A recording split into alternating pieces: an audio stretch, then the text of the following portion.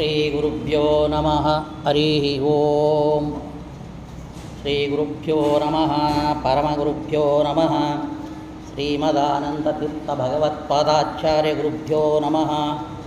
ಓಂ ವೇದವ್ಯಾಸಾಯ ನಮಃ. ಓಂ ಜಯತ್ತಜೋ ಅಖಂಡಗುಣೋರು ಮಂಡಲಃ ಸ್ವದೋದಿದೋ ಜ್ಞಾನಮರೀಚಿಮಾಲಿ ಸ್ವಭಕ್ತಹರ್ತೋಜತಮೋ ನಿಯಂತ ವ್ಯಾಸಾವತಾರೋ ಹರಿರಾತ್ಮಭಾಸ್ಕರಃ. ಓಂ ಜಯತ್ತಜೋ ಅಕ್ಷೀಣಸುಗಾತ್ಮಬಿಂಬಃ ಸ್ವಚ್ಚರ್ಯಕಾಂತಿಪ್ರದಿದತ್ಸದೋದಿತಃ ಸ್ವಭಕ್ತಸಂತಾಪದುಷ್ಟ ಹಂಸ ರಾಮಾವತಾರೋ ಹರಿರೀಚಚಂದ್ರಮಾಃ. ಓಂ ಜಯತ್ತಜೋ ಸಂಗಾರ್ಬಲಾಂಬಭೂರೋ ಗುಣೋಚ್ಚರತ್ನಾಕರ ಆತ್ಮವೈಭವಃ ಸದಾ ಸದಾತ್ಮಜ್ಞಾನಾದಿರಾಭ್ಯಃ ಕೃಷ್ಣಾವತಾರೋ ಹರಿರೇಕಸಾಗರಃ. ಜಯತಿ ಹರಿಚಿಂತಯಃ ಸರ್ವದೈವೈಕವಂದ್ಯಃ ಪರಭೃಷ್ಟವಾಪ್ತಸಜ್ಜನಾನಾಂ ನಿಖಿಲ ಗುಣಗಣಾರ್ನೋ ನಿತ್ಯನಿರ್ಮುಕ್ತದೋಷಃ ಹರಶ್ಚ ನಯನೋऽಸौ ಶ್ರೀಪತಿರ್ಮಾನದೋ ನಃ. ಕಲ್ಯಾಣಾದ್ಭುತಗಾತ್ರಾಯ ಸ್ವಾಮಿದಾರ್ಥಪ್ರದಾಯಿನೇ ಶ್ರೀಮದ್ವೆಂಕಟನಾಥಾಯ ಶ್ರೀನಿವಾಸಾಯಿತೇ ನಮಃ. ಬುದ್ಧಿರ್ಬಲಂ ಯಶೋಧೈರ್ಯಂ ನಿರ್ಭಯತ್ವಂ ಅರೋಗತಾ ಅಜಾಟ್ಯಂ ವಾಕ್ಪಟುತ್ವಂಚ ಹನುಮಸ್ಮರಣಾತ್ ಭವೇತ್. ಹಯಗ್ರೀವ ಅಯಗ್ರೀವ ಅಯಗ್ರೀವ ಇತಿ ಯೋ ವದೇತ್ ತಚ್ಚ ನಿಸರತೆ ವಾಣಿ ಜಗುನುಕನ್ಯಾ ಪ್ರವಾಗವತ್. ಪ್ರಥಮೋ ಹನುಮನ್ನಾಮ ದ್ವಿತೀಯೋ ಭೀಮಯೇವ ಚ ಪೂರ್ಣಪ್ರಜ್ಞಾತಿಥೀಯಸ್ತು ಭಗವತ್ಕಾರ್ಯ ಸಾಧಕಃ. ಅಭ್ರಮಂ ಭಂಗರಹಿತಂ ಅಜಡಂ ವಿಮಲಂ ಸದಾ ಆನಂದತೀರ್ಥಮಧುಲಂ ಭಜೆ ತಾಪತ್ರಯಾಪಕಂ. ಧ್ರುವಾದಿಧ್ವಾಂತರವಯೇ ವಿಷ್ಣವೇಂದೀವರೇಂದವೇ ಶ್ರೀರಾಘವೇಂದ್ರ ಗುರುವೇ ನಮೋ ದತ್ಯಂತದಯಾಳವೇ. ಪೂಜ್ಯಾಯ ರಾಘವೇಂದ್ರಾಯ ಸತ್ಯಧರ್ಮರತಾಯ ಚ ಭಜತಾಂ ಕಲ್ಪವೃಕ್ಷಾಯ ನಮತಾಂ ಕಾಮಧೇನವೇ. ಮೂಕೋಪಿ ಯತ್ಪ್ರಸಾದೇನ ಮುಕುಂದಶಯನಾಯತೆ ರಾಜರಾಜಾಯಿತೆ ರಿಕ್ತೋ ರಾಘವೇಂದ್ರಂ ತಮಾಶ್ರಯೇ. ಆಪಾದಮೌಳಿಪರ್ಯಂతం ಗುರುಣಾಂ ಆಕೃತಿಂ ಸ್ಮರೇತ್ ತೇನ ವಿಘ್ನಾಃ ಪ್ರಣಶ್ಯಂತಿ ಸಿದ್ಧಂ ಚಿತ್ತ ಮನೋರಥಾಃ. ಸರ್ವಗುರುಭ್ಯೋ ನಮೋ ನಮಃ. ಓಂ ಜನ್ಮಾದ್ಯಸ್ಯ ಯದೋನ್ವಯಾದಿತರದಚ್ಚಾರ್ತೇಷವೈಜ್ಞಸ್ವರಾಟ್ ತೇನೇ ಬ್ರಹ್ಮಹೃದಾಯಾದಿಕವಯೇ ಮುಖ್ಯೇಂದ್ರಯಂ ಸೂರಯಃ. ತೇಜೋ ವಾರಿಮೃದಾಂ ಯಥಾ ವಿನಿಮಯೋ ಯತ್ತದೃಶೋ ಮೃಷಾ ಧಾಮ್ನಾ ಸೇವನ ಸದಾ ನಿರಸ್ತಗುವಹಂ ಸತ್ಯಂ ಪರಂ ಧೀಮಹಿ.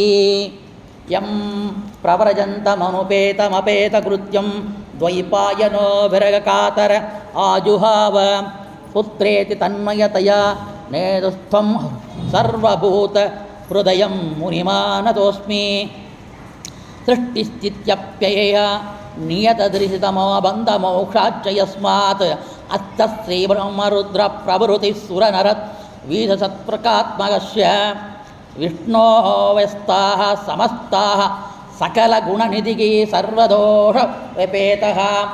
ಪೂರ್ಣಾನಂದೋ ವ್ಯಯೋ ಯೋ ಗುರುರವಿವರಮಚ್ಚಿಂತಯಂತಂ ಮಗಾಂತಂ ನಿಗಮಕಲ್ಪತರೋರ್ಗಲಿತಂ ಫಲಂ ಸುಖ ಮುಖಾದಮೂರ್ತಧ್ರುವಂ ಸಂಯುತಂ ಪಿಬತ ಭಾಗವತಂ ರಸಮಾಲಯಂ ಮುಹುರಕೋರಸಿಕಾಃ ಭುವಿ ಭಾವುಕಾಃ. ನಾರಾಯಣಂ ನಮಸ್ಕೃತ್ಯ ನರಂ ಚೈವ ನರೋತ್ತಮಂ ದೇವೀಂ ಸರಸ್ವತಿಂ ವ್ಯಾಸಂ ತತೋ ಗ್ರಂಥಮುದೀರಯೇತ್. ಶ್ರೀ ಗುರುಭ್ಯೋ ನಮಃ. ಶ್ರೇಷ್ಠವಾದ ಭಾಗವತ ಕೇಳ್ತಾ ಇದ್ದೀವಿ. ಈ ಮಹಾಪುರಾಣದಲ್ಲಿ ನೀನೇ ನೋಡಿದ್ವಿ, ಬ್ರಹ್ಮದೇವರು ಸೃಷ್ಟಿ ಮಾಡಲಿಕ್ಕೆ ಕಾರಣ, ತುಂಬ ಸುಲಭವಾಗಿ ಸೃಷ್ಟಿ ಮಾಡಲಿಕ್ಕೆ ಕಾರಣವಾಗಿರೋದು ಬ್ರಹ್ಮದೇವರು ಉಪದೇಶ ಮಾಡಿರುವ ಭಾಗವತದ ಸಂಕ್ಷಿಪ್ತವಾಗಿ 4 ಶ್ಲೋಕಗಳು. ಚತುಶ್ಲೋಕಿ ಭಾಗವತ ಅಂತ ಪ್ರಸಿದ್ಧ. ಆ 4 ಶ್ಲೋಕದಿಂದ ಭಗವಂತ ಸರ್ವಸ್ವತಂತ್ರ, ಸರ್ವವ್ಯಾಪ್ತ, ಪ್ರವಿಷ್ಟ ಅಪ್ರವಿಷ್ಟ, ಸರ್ವದೋಷ ದೂರ, ಎಲ್ಲವನ್ನು ನಡೆಸುವವನು, ಸರ್ವಕಾಲದಲ್ಲಿಯೂ ಕೂಡ ಒಂದೇ ರೀತಿಯಲ್ಲಿ ಇರುವವನು ಇತ್ಯಾದಿ ಅನಂತ ಗುಣಗಳನ್ನ ಈ 4 ಶ್ಲೋಕದಲ್ಲಿ ನೋಡಿದ್ವು. ಅದನ್ನು ಚಿಂತನೆ ಮಾಡಿ ಸ್ಮರಣ ಮಾಡಿಕೊಂಡು ಬ್ರಹ್ಮದೇವರು ಅತ್ಯಂತ ಸುಲಭವಾಗಿ ಈ 14 ಲೋಕದ ಬ್ರಹ್ಮಾಂಡವನ್ನು ಸೃಷ್ಟಿ ಮಾಡಿದ್ದಾರೆ ಹಾಗಂತ ನೋಡಿದ್ವಿ. ಮತ್ತು ಮುಂದೆ ಹೇಳ್ತಾ ಇದ್ದಾರೆ,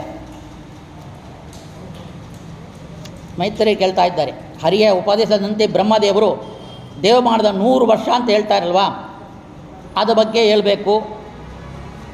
ಆ ಭಸ್ಮದಲ್ಲಿ ಸೃಷ್ಟಿಯಾಗಿರುವ ಬ್ರಹ್ಮದೇವರ ಕಾಲ ನಿರ್ಣಯ ಇದೆಲ್ಲ ತಿಳಿಬೇಕು. ಹಾಗಂತ ಮೈತ್ರೇಯರು ಕೇಳುವಾಗ ವಿದುರ ಹರಿಯ ಕಾಲ ಎಂಬ ಸ್ವರೂಪವನ್ನು ಸರಿಯಾಗಿ ತಿಳಿಸಬೇಕು. ಅದನ್ನು ಕೇಳಿಕೊಳ್ಳುವಾಗ ಮೈತ್ರೇಯ ಹೇಳ್ತಾ ಇದ್ದಾರೆ, ಹರಿಯ ಚತುರ್ಮುಖನೆಂಬ ಸೃಷ್ಟಿ ತಾನು ಚತುರ್ಮುಖನಂತೆ ರೂಪವನ್ನು ತೆಗೆದುಕೊಂಡು ಅವನ ರೂಪವಾಗೇ ಇನ್ನೊಂದು ರೂಪ ತೆಗೆದುಕೊಂಡು ಆ ಪರಮಾತ್ಮ ಅಲ್ಲಿ ಪ್ರವೇಶ ಮಾಡಿ ಅವ ಈ ಕಾಲವನ್ನು ನಿಯಮನ ಮಾಡುವ ಕಾಲ ಅಂತ ಹೇಳ್ತಾ ಇದ್ದಾರೆ. ಆ ಕಾಲಮುಖ ಯವನವುಳ್ಳ ರುದ್ರನ್ನು ಸೃಷ್ಟಿ ಮಾಡ್ತಾರೆ. ಆ ರುದ್ರ ರೂಪನಂತೆ ಒಂದು ಪಂಚಮುಖ ರೂಪವನ್ನು ಸ್ವೀಕರಿಸಿ ಆ ಶಿವನೊಳಗೆ ಪ್ರವೇಶ ಮಾಡಿ ಜಗತ್ತಿನ ಸಂಹಾರಕ್ಕೆ ಕಾರಣವಾಗ್ತಾ ಇದೆ. ತಾನೇ ಒಂದು ರೂಪದಲ್ಲಿ ಕೂಡ ನಿಂತು ಈ ಸ್ಥಿತಿಯನ್ನು ಪಾಲನೆಯನ್ನು ಮಾಡ್ತಾ ಇದ್ದಾನೆ ಭಗವಂತ. ಹಾಗಂತೇಳಿ ಈ ಮಗತತ್ವ ಬ್ರಹ್ಮ ದೇಹದ ಒಳಗಡಿರುವ ಭಗವಂತನ ರೂಪಗಳು ಇದೆಲ್ಲ ಅನಂತ ರೀತಿಯಲ್ಲಿಯೂ ವರ್ಣ ಮಾಡ್ತಾ ಇರ್ತಾರೆ. ಮತ್ತು ಅದು ಬರ್ತಾ ಇದೆ, ಮುಂಚೆ ಒಂದು ಸಲ ನೋಡಿದ್ದೀವಿ. ಅದಕ್ಕೆ ನಾವು ನೋಡದೇ ಇರುವ ನಾವು ಅತ್ಯಂತ ನಮ್ಮ ಮನಸ್ಸಲ್ಲಿ ಇಟ್ಟು ಚಿಂತನೆ ಮಾಡಬೇಕಾದ ವಿಷಯ ಏನೆಂದರೆ ಕಾಲ ನಿಯಾಮಕ ಭಗವಂತ. ಯಾಕಂದರೆ ನಮಗೆ ನೋಡಿ, ಒಂದು ಕೆಲಸ ಮಾಡಿಬಿಟ್ರೆ ಸಾಕು, ಒಂದು ಏಕಾದಶಿ ಉಪವಾಸ ಮಾಡಿದರೆ ಇರೋ ದೊಡ್ಡ ಒಂದು ಸಾಧನೆ ಮಾಡಿದಂತೆ ನಮಗೆ. ಯಾಕಂದರೆ ನಾವು ಅಲ್ಪಶಕ್ತಿ ಅಲ್ಪಜ್ಞಾನ ಇರೋರು ದೊಡ್ಡ ವಿಷಯ ಮಾಡೋಕ್ಕಾಗೋದಿಲ್ಲ. ಅದರ ಒಂದು ಉಪವಾಸ, ಒಂದು ದಿನ ಉಪವಾಸವೇ ನಮ್ಮಿಂದ ತಡೆಯೋಕ್ಕಾಗೋದಿಲ್ಲ. ಆ ಒಂದು ದಿನ ಎಂಬುದು ಎಷ್ಟು ಅಲ್ಪವಾಗಿದೆ, ಅಥವಾ 100 ವರ್ಷ ಎಷ್ಟು ನಮಗೆ ಅಲ್ಪವಾದ ಕಾಲ ಹಾಗಂತೇಳಿ ನಿರೂಪಣೆ ಮಾಡ್ತಾರೆ. ಇದನ್ನು ಕೇಳಿದರೆ ನಮಗೆ ಭಯಭೀತರಾಗ್ತೀವಿ. ಹೌದೌದು, ನಮ್ಮ ಕಾಲ ಕಡಿಮೆಯಾಗಿದೆ, ಸಾಧನ ಕಾಲ ಅತ್ಯಂತ ಕಡಿಮೆ. ಅದಕ್ಕೆ ನಾವು ಈ ಕಾಲವನ್ನು ತಿಳಿದರೆ ಆ ಕಾಲ ನಮ್ಮ ವಶವಾಗತ್ತೆ, ಇಲ್ಲ ಕಾಲಕ್ಕೆ ವಶವಾಗಿ ನಾವು ಕಾಲ ಆಗಿಬಿಡ್ತೀವಿ. ಅದಕ್ಕೆ ನಾವು ಏನೇನು ಯಾವ ರೀತಿಯಲ್ಲಿ ಕಾಲದ ಅವಯವಗಳಿದೆ ಹಾಗಂತ ನೋಡಿದರೆ 2 ಪರಮಾಣುಗಳು ಅಣು ಅಂತ ನೋಡಿ, ಅಣುರೂಪ ಅಂತ ಹೇಳ್ತೀವಿ. ಆ ಅಣುರೂಪ ನಮಗೆ ಕಾಣೋದಿಲ್ಲ. ಆ ಅಣುವಿನಲ್ಲೂ ಮತ್ತು 2 ಭಾಗ ಮಾಡಿದರೆ ಅದು ಪರಮಾಣು. ಆ 2 ಪರಮಾಣು ಸೇರಿದರೆ ಒಂದು ದುಣುಕಾಗತ್ತೆ. ಅದನ್ನು 3 ಪರಮಾಣು ಆಯ್ತಲ್ವಾ, ದುಣುಕಾಗತ್ತೆ, 2 ಆಯ್ತೆ. 3 ಅಣು, ಪರಮಾಣುನಿಲ್ಲ, ಪರಮಾಣುವಿನಿಂದ 2 ಸೇರಿದ ಅಣು ಆಯಿತು. 3 ಅಣುಗಳು, ಅದಕ್ಕೆ ತಿಸರೇಣು ಅಂತ ಹೆಸರು. ಶ್ರೇಣುಗಳ ಸೇರ್ಕೆ ಏನಿದೆಯೋ 3 ಹಾಕ್ಕೊಂಡು ಬರಬೇಕು. ಇದು ತುಟಿ ಅಂತ ಹೆಸರು. 3 ತುಟಿಗಳು ಸೇರಿದ್ರೆ ಒಂದು ವೇದ ಆಯಿತು. ವೇದ ಅಂದರೆ ಋಗ್ವೇದ ಸಾಮ ಅಥರ್ವಣ ವೇದ, ಆ ಕಾಲಕ್ಕೆ ವೇದ ಅಂತ ಹೆಸರು. 3 ತುಟಿಗಳು ಸೇರೆ ಒಂದು ವೇದ ಆಯಿತು. 3 ವೇದಗಳು ಸೇರಿದರೆ ಒಂದು ಲವ ಆಯಿತು. ನೋಡಿರಿ ಎಷ್ಟೊಂದು ಅದು ಕಡಿಮೆಯಾದ ಕಾಲ ಆಗ್ತದೆ. ಕಾಲ ಮಾಡೋಕ್ಕೆ ಟೈಮೇ ಬಂದಿಲ್ಲ, ಇನ್ನೂ ಟೈಮ್ ಪೀಸೇ ಇಲ್ಲ. ಆ 3 ವೇದಗಳು ಸೇರಿದ್ರೆ ಒಂದು ಲವ, 3 ಲವಗಳು ಸೇರಿದ್ರೆ 1 ನಿಮಿಷ. ಇದಕ್ಕೆ ಬರ್ತಾ ಇದೆ, ಗಡಿಗಾರ ಬಂದಿದೆ, ಸೆಕೆಂಡಿಗೆ ಬಂದಿದೆ ಲವ, ಆಮೇಲೆ ನಿಮಿಷಕ್ಕೆ ಬಂದಿದೆ. ನಿಮಿಷ ನಾವು ನೋಡ್ತಾ ಇದ್ದೀವಿ. 3 ನಿಮಿಷಗಳು ಸೇರಿದ್ರೆ ಒಂದು ಕಾಷ್ಟ, 15 ಕಾಷ್ಟಗಳು ಸೇರಿದರೆ ಒಂದು ಲಘು, 15 ಲಘುಗಳು ಸೇರಿದರೆ ಒಂದು ನಾಡಿ. ನಮ್ಮ ನಾಡಿ ಅಂದರೆ ನಮ್ಮ ದೇಹದಲ್ಲಿರುವ ನಾಡಿಲ್ಲ, ಆ ಟೈಮಿಗೆ ಹೆಸರು, ಆ ಕಾಲಕ್ಕೆ ಹೆಸರು ನಾಡಿ ಅಥವಾ ಗಳಿಗೆ ಅಂತ ಕೇಳಿದ್ರಲ್ಲ. 1 ಗಳಿಗೆ 2 ಗಳಿಗೆ 3 ಗಳಿಗೆ, ಆ 15 ಲಘುಗಳು ಸೇರಿದರೆ ಒಂದೇ ಒಂದು ಗಳಿಗೆ ಆಗುತ್ತೆ. 3 ಗಳಿಗೆ ಸೇರಿದ್ರೆ ಒಂದು ಮುಹೂರ್ತ. ಒಂದು ಮುಹೂರ್ತಕ್ಕೆ 48 ನಿಮಿಷ ಅಂತ ಶಾಸ್ತ್ರ ಹೇಳ್ತಾ ಇದೆ. ಮತ್ತು 6 ನಾಡಿಗಳು ಅಥವಾ ಗಳಿಗೆಗಳು ಸೇರಿ ಒಂದು ಪ್ರಕಾರ ಆಗುತ್ತೆ. ಈ ಹಗಲಿನ 5ನೇ ಒಂದು ಭಾಗ, ಒಂದು ಹಗಲಿನಲ್ಲಿ 12 ಅವರ್ ತಗೊಂಡ್ರೆ ಅದರಲ್ಲಿ ಒಂದು ಭಾಗ ಮಾತ್ರ 6 ನಾಡಿಗಳು, 7 ಗಳಿಗೆಗಳು ಹೇಳಿದವಲ್ಲ, ಆ 7 ಗಳಿಗಳು ಸೇರಿದೆ ಯಾಮ, ಹಗಲಿನ ಕಾಲು ಭಾಗ ಅಷ್ಟೇ ಯಾಮ ಅಂತ. ಈ ಥರ 4 ಯಾಮ ಸೇರಿದರೆ ಒಂದು ಹಗಲು, 4 ಯಾಮ ಸೇರಿದರೆ ಮತ್ತು ಒಂದು ರಾತ್ರಿ ಆಯಿತು. 4 ಯಾಮ 4, ಇನ್ನೊಂದು 4 ಯಾಮ. ಹಗಲು ಒಂದು ರಾತ್ರಿ, ಒಂದು ದಿನ ಮುಗಿದೋಯ್ತು. ಹಗಲು ರಾತ್ರಿ ನಮಗೆ ಗೊತ್ತಿರುವಂತೆ 15 ದಿವಸಗಳು, ಅದು ಶುಕ್ಲಪಕ್ಷ. ಮತ್ತು 15 ದಿವಸಗಳು ರೊಟೇಷನ್ ಆಗಿದ್ರೆ ಕೃಷ್ಣಪಕ್ಷ. 2 ಪಕ್ಷಗಳು ಸೇರಿ 1 ತಿಂಗಳು. 2 ತಿಂಗಳಿಗೆ 1 ಋತು, 2 ತಿಂಗಳಿಗೆ ಒಂದೊಂದು ಋತು ನಮಗೆ ಗೊತ್ತಿರುವಂತೆ. 3 ಋತುಗಳಿಗೆ ದಕ್ಷಿಣಾಯನ ಮತ್ತು 3 ತಿರುಗಿರೆ ಉತ್ತರಾಯಣ. 3 ಋತುಗಳು ಸೇರಿದೆ ಉತ್ತರಾಯಣ. ಮತ್ತು 5 ದೇವತೆಗಳ ಕಾಲ ಆಗಿದೆ ಹಗಲು. ದೇವತೆಗಳ ಹಗಲು ಬಂದು 1 ಉತ್ತರಾಯಣ ದೇವತೆಗಳಿಗೆ ಹಗಲು, ಮತ್ತು 6 ತಿಂಗಳು ದಕ್ಷಿಣಾಯಣ.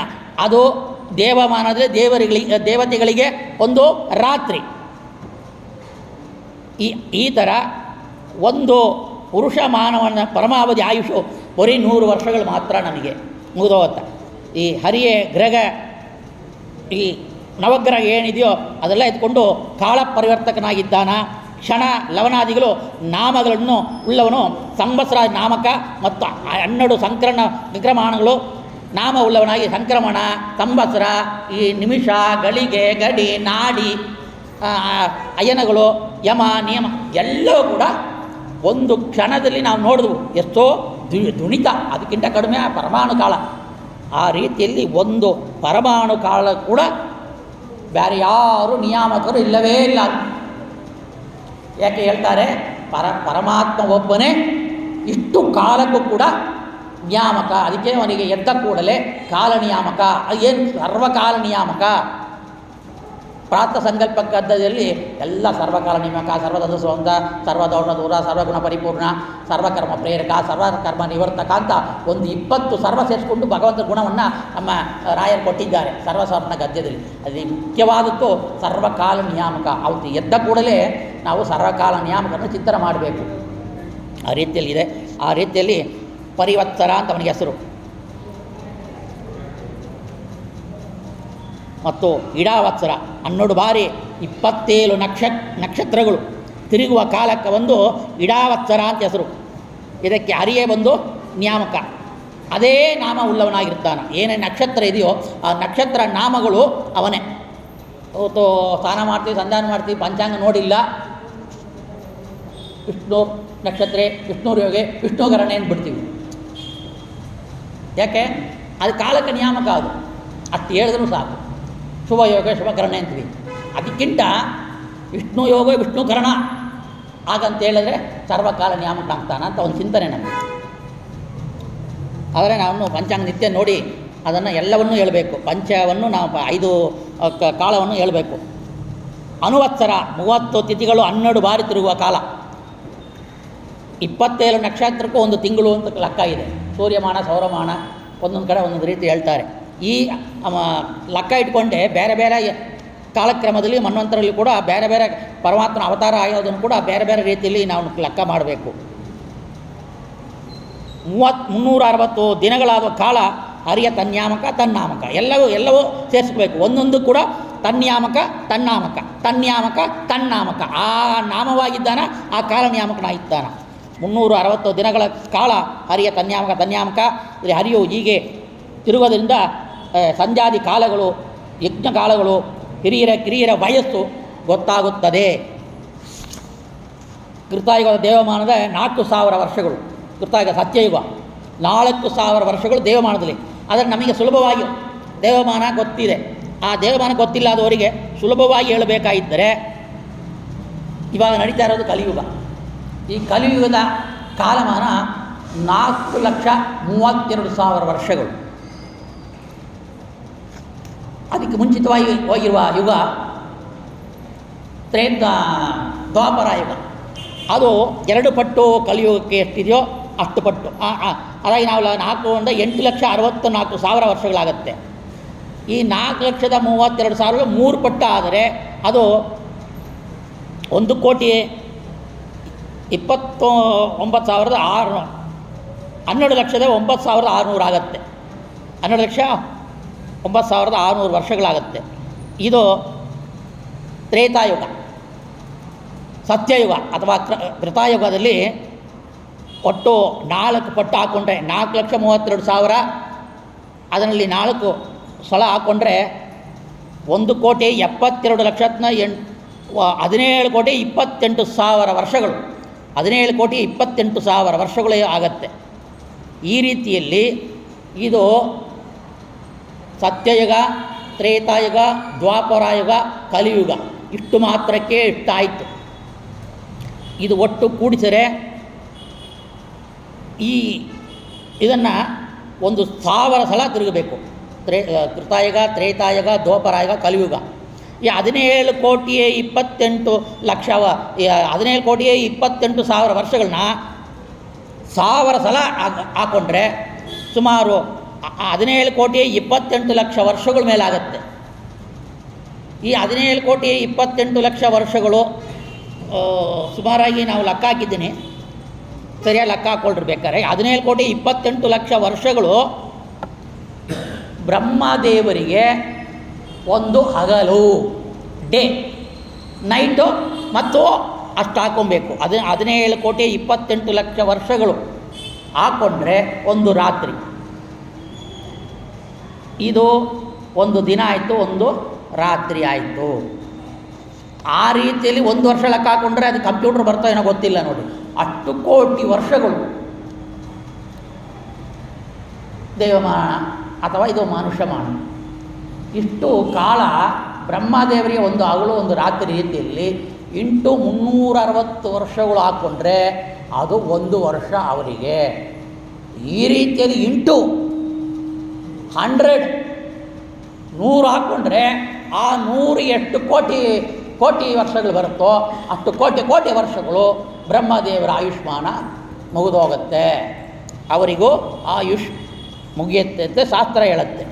ಸಾವು ಅಂದರೆ ನಮ್ಮ ಥರ ಸಾವಿಲ್ಲ, ಅದು ಯೋಗದಲ್ಲಿಯೂ ರಿಜರ್ಣದಲ್ಲಿ ಸುಟ್ಟ ಬಟ್ಟೆ ಅಂತ ಇರೋದ್ರಿಂದ ಈ ಗರುಡ, ಶೇಷ, ರುದ್ರರು ಇವಾಗ ಸಂಸಾರ ಅವಸ್ಥೆಯಲ್ಲಿ ಏನಿದ್ದಾರೋ ಅವರು ಸಂಸಾರ ಅವಸ್ಥೆಯನ್ನು ಬಿಟ್ಟು ಮೋಕ್ಷಕ್ಕೆ ಹೋಗ್ತಾರೆ. ರುದ್ರದೇವರು ಡೈರೆಕ್ಟ್ ಮೋಕ್ಷ ಇಲ್ಲ, ಶೇಷ ಪದವಿ ಬಂದು ಮೋಕ್ಷಕ್ಕೆ ಹೋಗ್ತಾರೆ.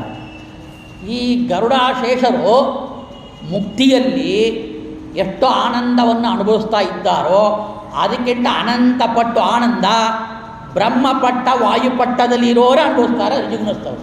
ಅಂದರೆ ಏನರ್ಥ, ಅವರಿಗೆ ಮೋಕ್ಷವೇ ಬೇಕಾಗಿಲ್ಲ, ಆದರೂ ಕೂಡ ಭಗವಂತ ಪ್ರಸಾದ ಅಂತೇಳಿ ಸ್ವೀಕಾರ ಮಾಡ್ತಾರೆ. ಅಂದರೆ ಲವಲೇಶದ ದುಃಖವು ಅಥವಾ ಅಜ್ಞಾನ, ಮುಕ್ತಿಯಲ್ಲಿ ಅಜ್ಞಾನ ಇಲ್ಲ, ಭಗವಂತನ ವಿಷಯದಲ್ಲಿ ಪೂರ್ಣವಾಗಿ ಗೊತ್ತಿಲ್ಲ. ಆದರೂ ಲಕ್ಷ್ಮಿ ಕೂಡ ಪೂರ್ಣವಾಗಿ ಗೊತ್ತಿಲ್ಲ. ಅಷ್ಟೇ ಅವರಿಗೆ ಅಸ್ವತಂತ್ರ ಅಂತ, ಲಕ್ಷ್ಮಿಗೆ ಅಸ್ವತಂತ್ರ, ಇವರು ಅಸ್ವತಂತ್ರ. ಆದರೆ ಆನಂದದಲ್ಲಿ ಉತ್ತಮವಾದ ಜೀವೋತ್ತಮರಲ್ವಾ, ಅವರಿಗೆ ಆನಂದ ಇದೆ ಅಂತ ಹೇಳಿ ನಾವು ಲೆಕ್ಕ ಹಾಕ್ಕೊಂಡ್ರೆ, ಈ ರೀತಿಯಲ್ಲಿ ಲೆಕ್ಕ ಹಾಕ್ಕೊಂಡು ಹೋದರೆ ನಮ್ಮ ಆಯುಷು ಅಥವಾ ನಾವು ಮಾಡುವ ಜಪತಪಸ್ಸುಗಳು ಅಥವಾ ಪೂಜಾ ಟೈಮು, ಸಂಧ್ಯಾವನ ಟೈಮು, ಏಕಾದಶಿ ಉಪವಾಸ ಇದೆಲ್ಲ ಟೈಮ್ ಹಾಕ್ಕೊಂಡ್ರೆ ಒಂದು ಆಗ್ಬೋದಷ್ಟೇ ಅವ್ರ ಜೀವಮಾನದಲ್ಲಿ. ಆದರೆ ಈ 100 ವರ್ಷ ಒಂದು ಕಲ್ಪ, ಅದೇ ಬ್ರಹ್ಮಕಲ್ಪ. ಆ ಬ್ರಹ್ಮಪಟ್ಟಕ್ಕೆ ಬಂದ ಮೇಲೆ ಅವರು ಆ 200ನೇ ಜನ್ಮ ಅವರಿಗೆ 100 ಜನ್ಮ ಪೂರ್ವದಲ್ಲಿಯೂ ಅಪ್ರೋಕ್ತ ಜ್ಞಾನಕ್ಕಾಗಿಯೇ ಸಾಧನೆ ಮಾಡ್ತಾರೆ.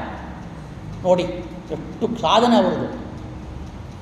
ಆಮೇಲೆ ಅಪ್ರೋಕ್ತ ಜ್ಞಾನ ಆನಂತರ ಮತ್ತೂ 100ರಿಂದ 99, 98, 99, 97 ಇಷ್ಟು ಬ್ರಹ್ಮದೇವರು ಹೊಟ್ಟೋಗ್ತಾರೆ ಮೋಕ್ಷಕ್ಕೆ. ಆದರೆ ಇವಾಗ ಇರ್ತಾರಲ್ವ, ಮತ್ತು ಬರ್ತಾರಲ್ವ, ಇನ್ನೂ ಬರ್ತಾರಲ್ಲ, ಅವರೆಲ್ಲವೂ ಕೂಡ ಇನ್ನೂ 100 ಕಲ್ಪ ಅಪ್ರೋಕ್ತ ಜ್ಞಾನ ಆನಂತರ ಸಾಧನೆಯನ್ನು ಮಾಡಿ ಆ ಬ್ರಹ್ಮ ಪಟ್ಟಕ್ಕೆ ಬರ್ತಾರೆ. ಅಂದರೆ ಎಷ್ಟು ಸಾಧನೆ. ಪರಕೀಯರು ಹೇಳ್ತಾರೆ ಜೀವಾತ್ಮ ಪರಮಾತ್ಮ ಒಂದು ಅಂತ. ಎಲ್ಲಿ ಒಂದು ಆಗೋಕ್ಕೆ ಸಾಧ್ಯ? ನಮ್ಮ ಸಾಧನೆ ಎಷ್ಟು, ಬ್ರಹ್ಮದೇವರ ಸಾಧನೆ ಎಷ್ಟು, ಜೀವಾತ್ಮರ ಸಾಧನೆ ಎಷ್ಟು, ಮೋಕ್ಷದಲ್ಲಿ ಎಲ್ಲ ಒಂದು ಅಂತೆ. ಇವರು ಇಷ್ಟು 200 ಕಲ್ಪ ಸಾಧನೆ ಅಪ್ರೋಕ್ತ ಜ್ಞಾನ ಪೂರ್ವಾಗ, ಅಪ್ರೋಕ್ತ ಜ್ಞಾನ ನಂತರ 100 ಕಲ್ಪ ಸಾಧನೆ ಮಾಡಿ ಬ್ರಹ್ಮಪಟ್ಟಕ್ಕೆ ಬರೋರು ಇಲ್ಲ ದೇವಸ್ಥಾನಗಳಲ್ಲಿ ಹೋಗಿ ಮಂತ್ರಾಕ್ಷ ಕೊಟ್ಟು ಅಥವಾ ತೀರ್ಥ ಕೊಟ್ಟು ಅಥವಾ ಲಾಡು ಕೊಟ್ಟು ಅಥವಾ ಒಂದು ತೀರ್ಥ ಕೊಟ್ಟು ಪುಳಿಯೋಗರೆ ಕೊಟ್ಟು ಕೆಲಸ ಮಾಡೋದು ಬ್ರಾಹ್ಮಣಿಗೆ ಭಗವಂತ ಮೋಕ್ಷ ಕೊಟ್ಟ ಅಂದರೆ ಇವರು ಸಮಾನ ಅಂತ ಒಪ್ಕೊಳ್ಳೋಕ್ಕಾಗತ್ತಾ? ಬ್ರಹ್ಮದೇವರು ಅಲ್ಪ ಒಂದು ಬ್ರಾಹ್ಮಣನು ಮೋಕ್ಷದಲ್ಲಿ ಒಂದಾಗಕ್ಕೆ ಸಾಧ್ಯ. ಇವರಿಗೆ ಆನಂದದಲ್ಲಿ ಸಾಮ್ಯ ಇಲ್ಲ, ಜೀವನದಲ್ಲಿ ಸಾಮ್ಯ ಇಲ್ಲ, ಮೋಕ್ಷದಲ್ಲಿ ತಾರತಮ್ಯ ಇದೆ.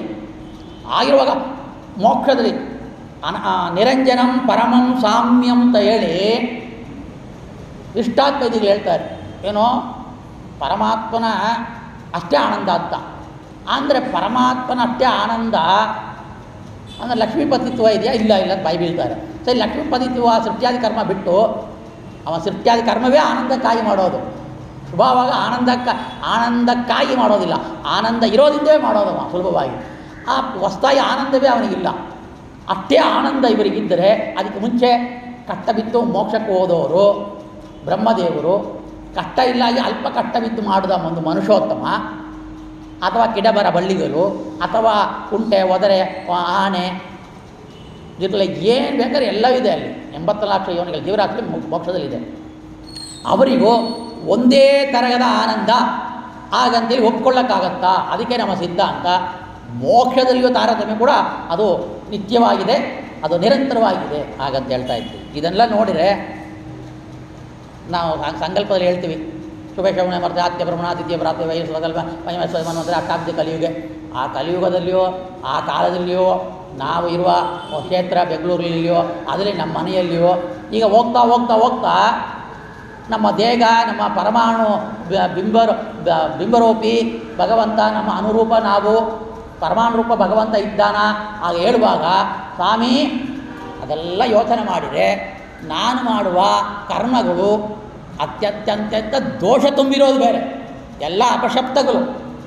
ಪ್ರವಚನ ಮಾಡುವಾಗಲೂ ಬರುತ್ತೆ, ಪೂಜೆ ಮಾಡುವಾಗಲೂ ಬರುತ್ತೆ, ಮನಸ್ಸು ಎಲ್ಲೆಲ್ಲಿಯೋ ಹೋಗುತ್ತೆ. ಸುದ್ದಿ ಇಲ್ಲ ಮಾಡೋದು.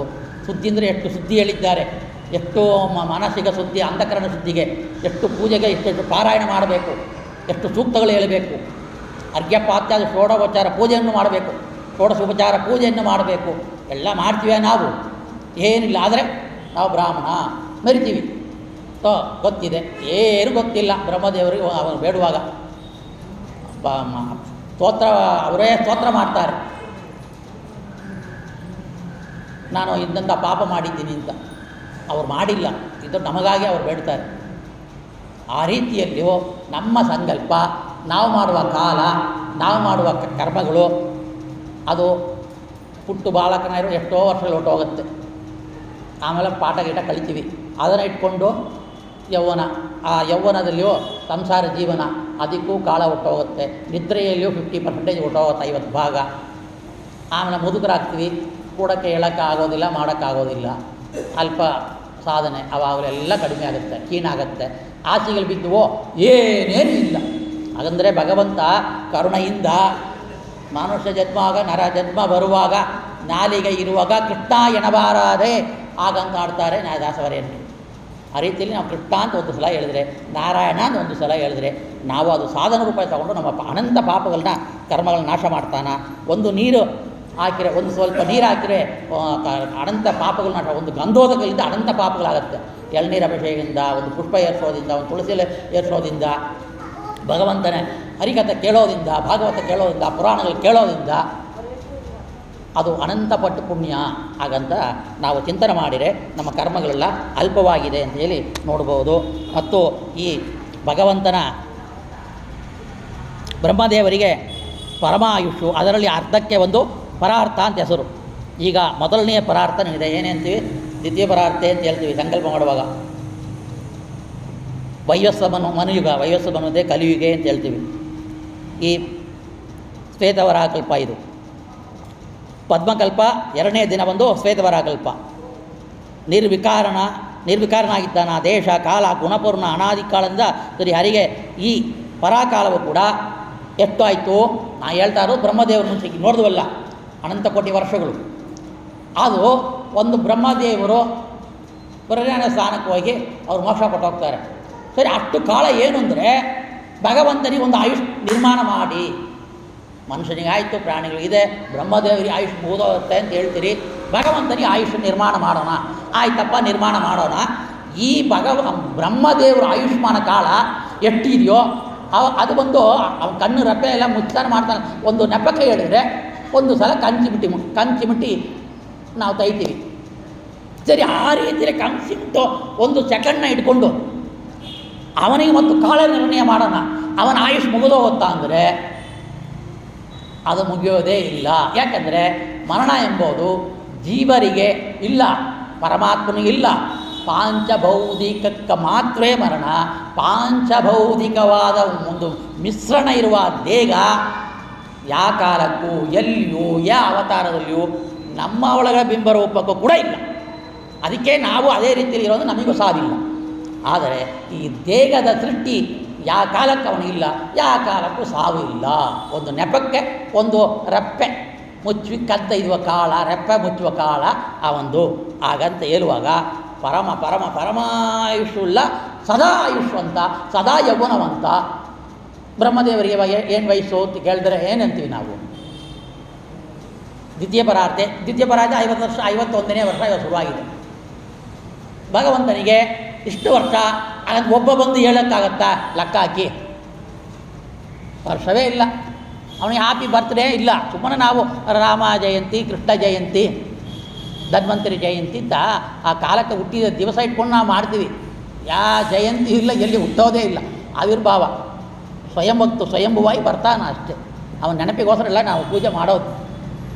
ಅವನು ಹೇಳಿದ ರೀತಿಯಲ್ಲಿ ಆ ರೀತಿಯಲ್ಲಿ ಏರ್ಕೊಂಡ್ರೆ ಪರಮಾಣು ಇಷ್ಟು ಸರ್ವಕಾಲಕ್ಕೂ ನಿಯಾಮಕ ನಮಸ್ಕಾರ ಮಾಡಿಕೊಂಡ್ರೆ ಆ ಕಾಲ ನಮಗೆ ಅನುಕೂಲವನ್ನು ಮಾಡಿಕೊಡುತ್ತೆ ಹಾಗಂತ ಹೇಳ್ತಾರೆ. ಮತ್ತು ಇವು ತಮಸ್ಸು ಕತ್ತಲೆ ಅಂದರೆ ಅಜ್ಞಾನ, ಮಿಥ್ಯಾಜ್ಞಾನ ಅಂದರೆ ಮೋಹ, ಮಹಾಮೋಹ ಅಂದರೆ ವಿಪರೀತ ಜ್ಞಾನ ಆಗ್ರಹ, ತಾಮಸ್ರ ಅಂದರೆ ಕ್ರೋಧ ಕೋಪ, ಅಂಧತಾಮಸ್ರ ಅಂದರೆ ಮರಣಕಾಲ, ದುಃಖದಿಂದ ಮೂರ್ಛೆ ಆಗೋದು. ವಿಪರೀತ ಜ್ಞಾನದಲ್ಲಿ ಅತ್ಯಾಧಿಕ ಅಗ್ರ ಇರೋದ್ರಿಂದ ಇರೋದು ಹರಿವಂಶ ಹೇಳ್ತಾ ಇದ್ದಾರೆ ಆ ಅಂಧತಾಮಿತ್ರ.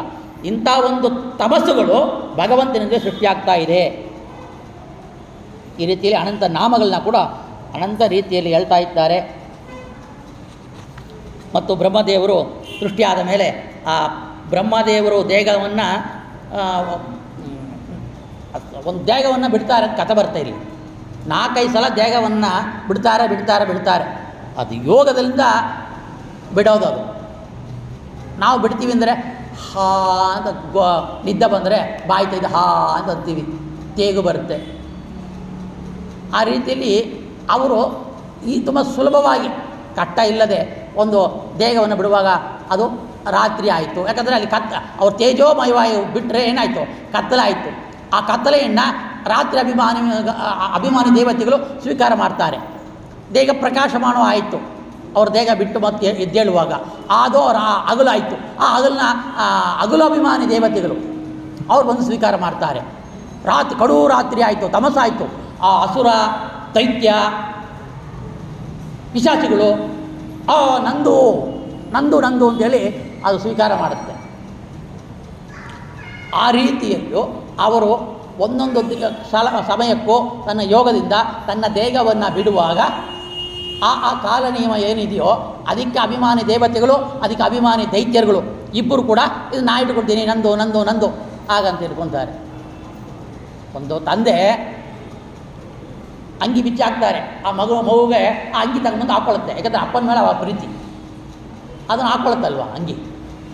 ಆ ರೀತಿಯಲ್ಲಿ ಮಕ್ಕಳು ಈ ಅಭಿಮಾನಿ ದೇವತೆಗಳೆಲ್ಲ ಅವರು ಅದನ್ನು ಸ್ವೀಕಾರ ಮಾಡ್ತಾರೆ. ಇಂಥ ಕಾಲಕ್ಕೆ ನೋಡಿರಿ, ಈ ಕಾಲಕ್ಕೂ ಅಭಿಮಾನಿ ದೇವತೆಗಳಿದ್ದಾರೆ. ಅವ್ರನ್ನೂ ಕೂಡ ನಾವು ಚಿಂತನೆ ಮಾಡಿ ಅವರೊಳಗೆ ಇರುವ ಭಾರತೀಯ ಮುಖ್ಯ ಪ್ರಾಣಾಂತರ್ಗತ ಆ ಕಾಲ ನಿಯಾಮಕ ನಾವು ಚಿಂತನೆ ಮಾಡಬೇಕು. ಅದು ರೀತಿಯಲ್ಲಿ 12 ರೂಪಗಳಿದೆ. ಕೇಶವದಿಂದ ದಾಮೋದರ ತನಕ ಇದು ಕಾಲ ನಿಯಾಮಕ ಭಗವಂತ ರೂಪಗಳು. ಆ ರೀತಿಯಲ್ಲಿಯೂ ಇದು ನಡೀತಾ ಇದೆ. ಮತ್ತು ಸುಂದರವಾಗಿ ಒಂದು ಮೈತ್ರೇಯರು ಮತ್ತು ಬ್ರಹ್ಮದೇವರು, ಮೈತ್ರೇಯ ಹೇಳ್ತಾರೆ, ಸ್ವಯಂಭುವ ಬ್ರಹ್ಮದೇವರಿಗೆ ನಮಿಸಿ, ನಾವು ನಿಮ್ಮ ಮಕ್ಕಳಾದ ಮೇಲೆ ನಿಮಗೆ ನಮಿಸಿ ನಿಮ್ಮನ್ನು ಸೇವಿಸಲೇಬೇಕಾಗತ್ತೆ. ಹರಿ ಪೂಜಯಿಸುವ ಯಾವ ಕರ್ಮ ಮಾಡಬೇಕು ಅಪ್ಪನೇ ಕೊಡಿ, ನಿಮಗೆ ನಮಸ್ಕಾರ ಅಂತೇಳಿ ಪ್ರಾರ್ಥನೆ ಮಾಡ್ತಾ ಇದ್ದಾರೆ ಮೈತ್ರೇಯರು. ಆವಾಗ ಬ್ರಹ್ಮ, ನೀನು ವಿನಯದಿಂದ ಕೇಳಿದ್ದಿ, ಸಂತೋಷ ಆಯಿತು. ಈ ಪ್ರಜೆಗಳನ್ನ ಸೃಷ್ಟಿ ಮಾಡಬೇಕು ಮತ್ತು ಯಜ್ಞಗಳನ್ನ ಮಾಡಬೇಕು, ಶ್ರೀ ಹರಿಯನ್ನು ಪೂಜಿಸು. ಅವನನ್ನು ತಿರಸ್ಕರಿಸಿದರೆ ಅವನ ಯಾರು ಬಿಡ್ತಾರೋ ಅವರಿಗೆ ಶ್ರೇಯಸ್ಸಾಗೋದಿಲ್ಲ ಹಾಗಂತ ಹೇಳ್ತಾ ಇದ್ದಾರೆ. ಆ ಸ್ವಯಂಭುವ ಮನು ಸೃಷ್ಟಿಯ ಕಾಲದಲ್ಲಿ ಬಂದಿದ್ದಾನ. ಆವಾಗ ಸ್ವಯಂಭುನು ಹೇಳ್ತಾನ, ಅಪ್ಪನೆಯನ್ನು ಕೊಡಬೇಕು, ಪ್ರಜೆಗಳ ವಾಸಕ್ಕೆ ಸ್ಥಳ ಕೊಡಬೇಕು, ಈ ಭೂಮಿಯ ದಿನ ಪ್ರಳಯ ನೀರಲ್ಲಿ ಮುಳುಗಿ ಹೋಗಿದೆ, ಅದನ್ನು ಮೇಲಕ್ಕೆ ತರುವ ಪ್ರಯತ್ನ ಮಾಡು ಹಾಗಂತ ಹೇಳ್ತಾ ಇದ್ದಾರೆ. ನಮಗೇನು ಗೊತ್ತಿಲ್ಲ, ಬ್ರಹ್ಮದೇವರೇ ತಂದೆಯೇ ನಮಗೆ ಏನು ವಿಚಾರ ಮಾಡೋದು ಗೊತ್ತಾಗಿಲ್ಲ, ಭೂಮಿ ನೀರೊಳಗೆ ಮುಳುಗಿದೆ, ನಾವು ಏನು ಮಾಡಬೇಕು ಅಂತ ಗೊತ್ತಿಲ್ಲ, ಆ ನಾರಾಯಣನ ಮೊರವಕ್ಕೆ ಹೋಗಿ ಪೂಜೆ ಮಾಡು, ಆಮೇಲೆ ನಿನಗೆ ಅವರು ದಾರಿ ತೋರಿಸ್ತಾರೆ ಅಂಥೇಳಿ ಹೇಳಿದ ಮೇಲೆ ಅವರು ಆ ಥರ ಇದು ಮಾಡ್ತಾರೆ. ಆ ರೀತಿಯಲ್ಲಿಯೂ ಈ ಹಿರಣ್ಯಾಕ್ಷರು ಇಬ್ಬರು ಇದ್ದಾರೆ. ಮುಂಚೆ ನಾವು ಒಂದು ಕಥೆ ಕೇಳಿದ್ವು, ಪ್ರಳಯ ನೀರಲ್ಲಿ ಮುಳುಗಿರುವ ಭೂಮಂಡಲವನ್ನು ತನ್ನ ಗೋರಳ್ಳಿಯಿಂದ ಎತ್ಕೊಂಡು ಬರುವಾಗ ಆದಿ ಹಿರಣ್ಯಾಕ್ಷ ಎಂಬ ದೈತ್ಯ ಬಂದು ತಡಿತಾನ, ಅವನ ಗೋಡಲ್ಲಿ ಅಂತಾರೆ. ಇಲ್ಲಿ ಒಂದು ಹಿರಣ್ಯಾಕ್ಷನು ಬರ್ತಾನೆ. ಆ ಹಿರಣ್ಯಾಕ್ಷನನ್ನು ತನ್ನ ಅವನ ದಾವಡೆಯಲ್ಲಿ ಕೈಯಿಂದ ಹೊಡೆದು ಸಾಯಿಸಿ, ಮತ್ತು ಆವಾಗ ಮಹಾಪ್ರಳಯ ಮುಗಿದಿದೆ, ನೀರಲ್ಲಿ ಬಂತು. ಇಲ್ಲಿ ಈ ದೈತ್ಯ ಆ ಭೂಮಂಡಲವನ್ನು ಮರಮಾಚಿಟ್ಟಿದ್ದಾನೆ. ಅದೇನು ಕೆಲವರು ಹೇಳ್ತಾರೆ, ಒಂದೊಂದು ಪುರಾಣ ಒಂದೊಂದು ಈ ಭೂಮಂಡಲವನ್ನು ಚಾಪೆಯಾಗಿ ಮಡಿಸ್ಕೊಂಡು ಹೋದ. ಏನಿದೆಲ್ಲ ಒಂದು ಕಥೆಯ, ಭೂಮಂಡಲ ಎಷ್ಟು ದೊಡ್ಡದು, ಅದನ್ನು ಚಾಪೆಯಾಗಿ ಮಡಿಸ್ಕೊಂಡು ಹೋಗೋಕ್ಕಾಗತ್ತಾ, ಅಥವಾ ನೀರಲ್ಲಿ ಮುಳುಸೋಕ್ಕಾಗತ್ತಾ ಒಂದು ದೈತ್ಯ? ಅದನ್ನು ವರ ಪಡೆದಿರ್ತಾರೆ ಅಂತ ಅವರ.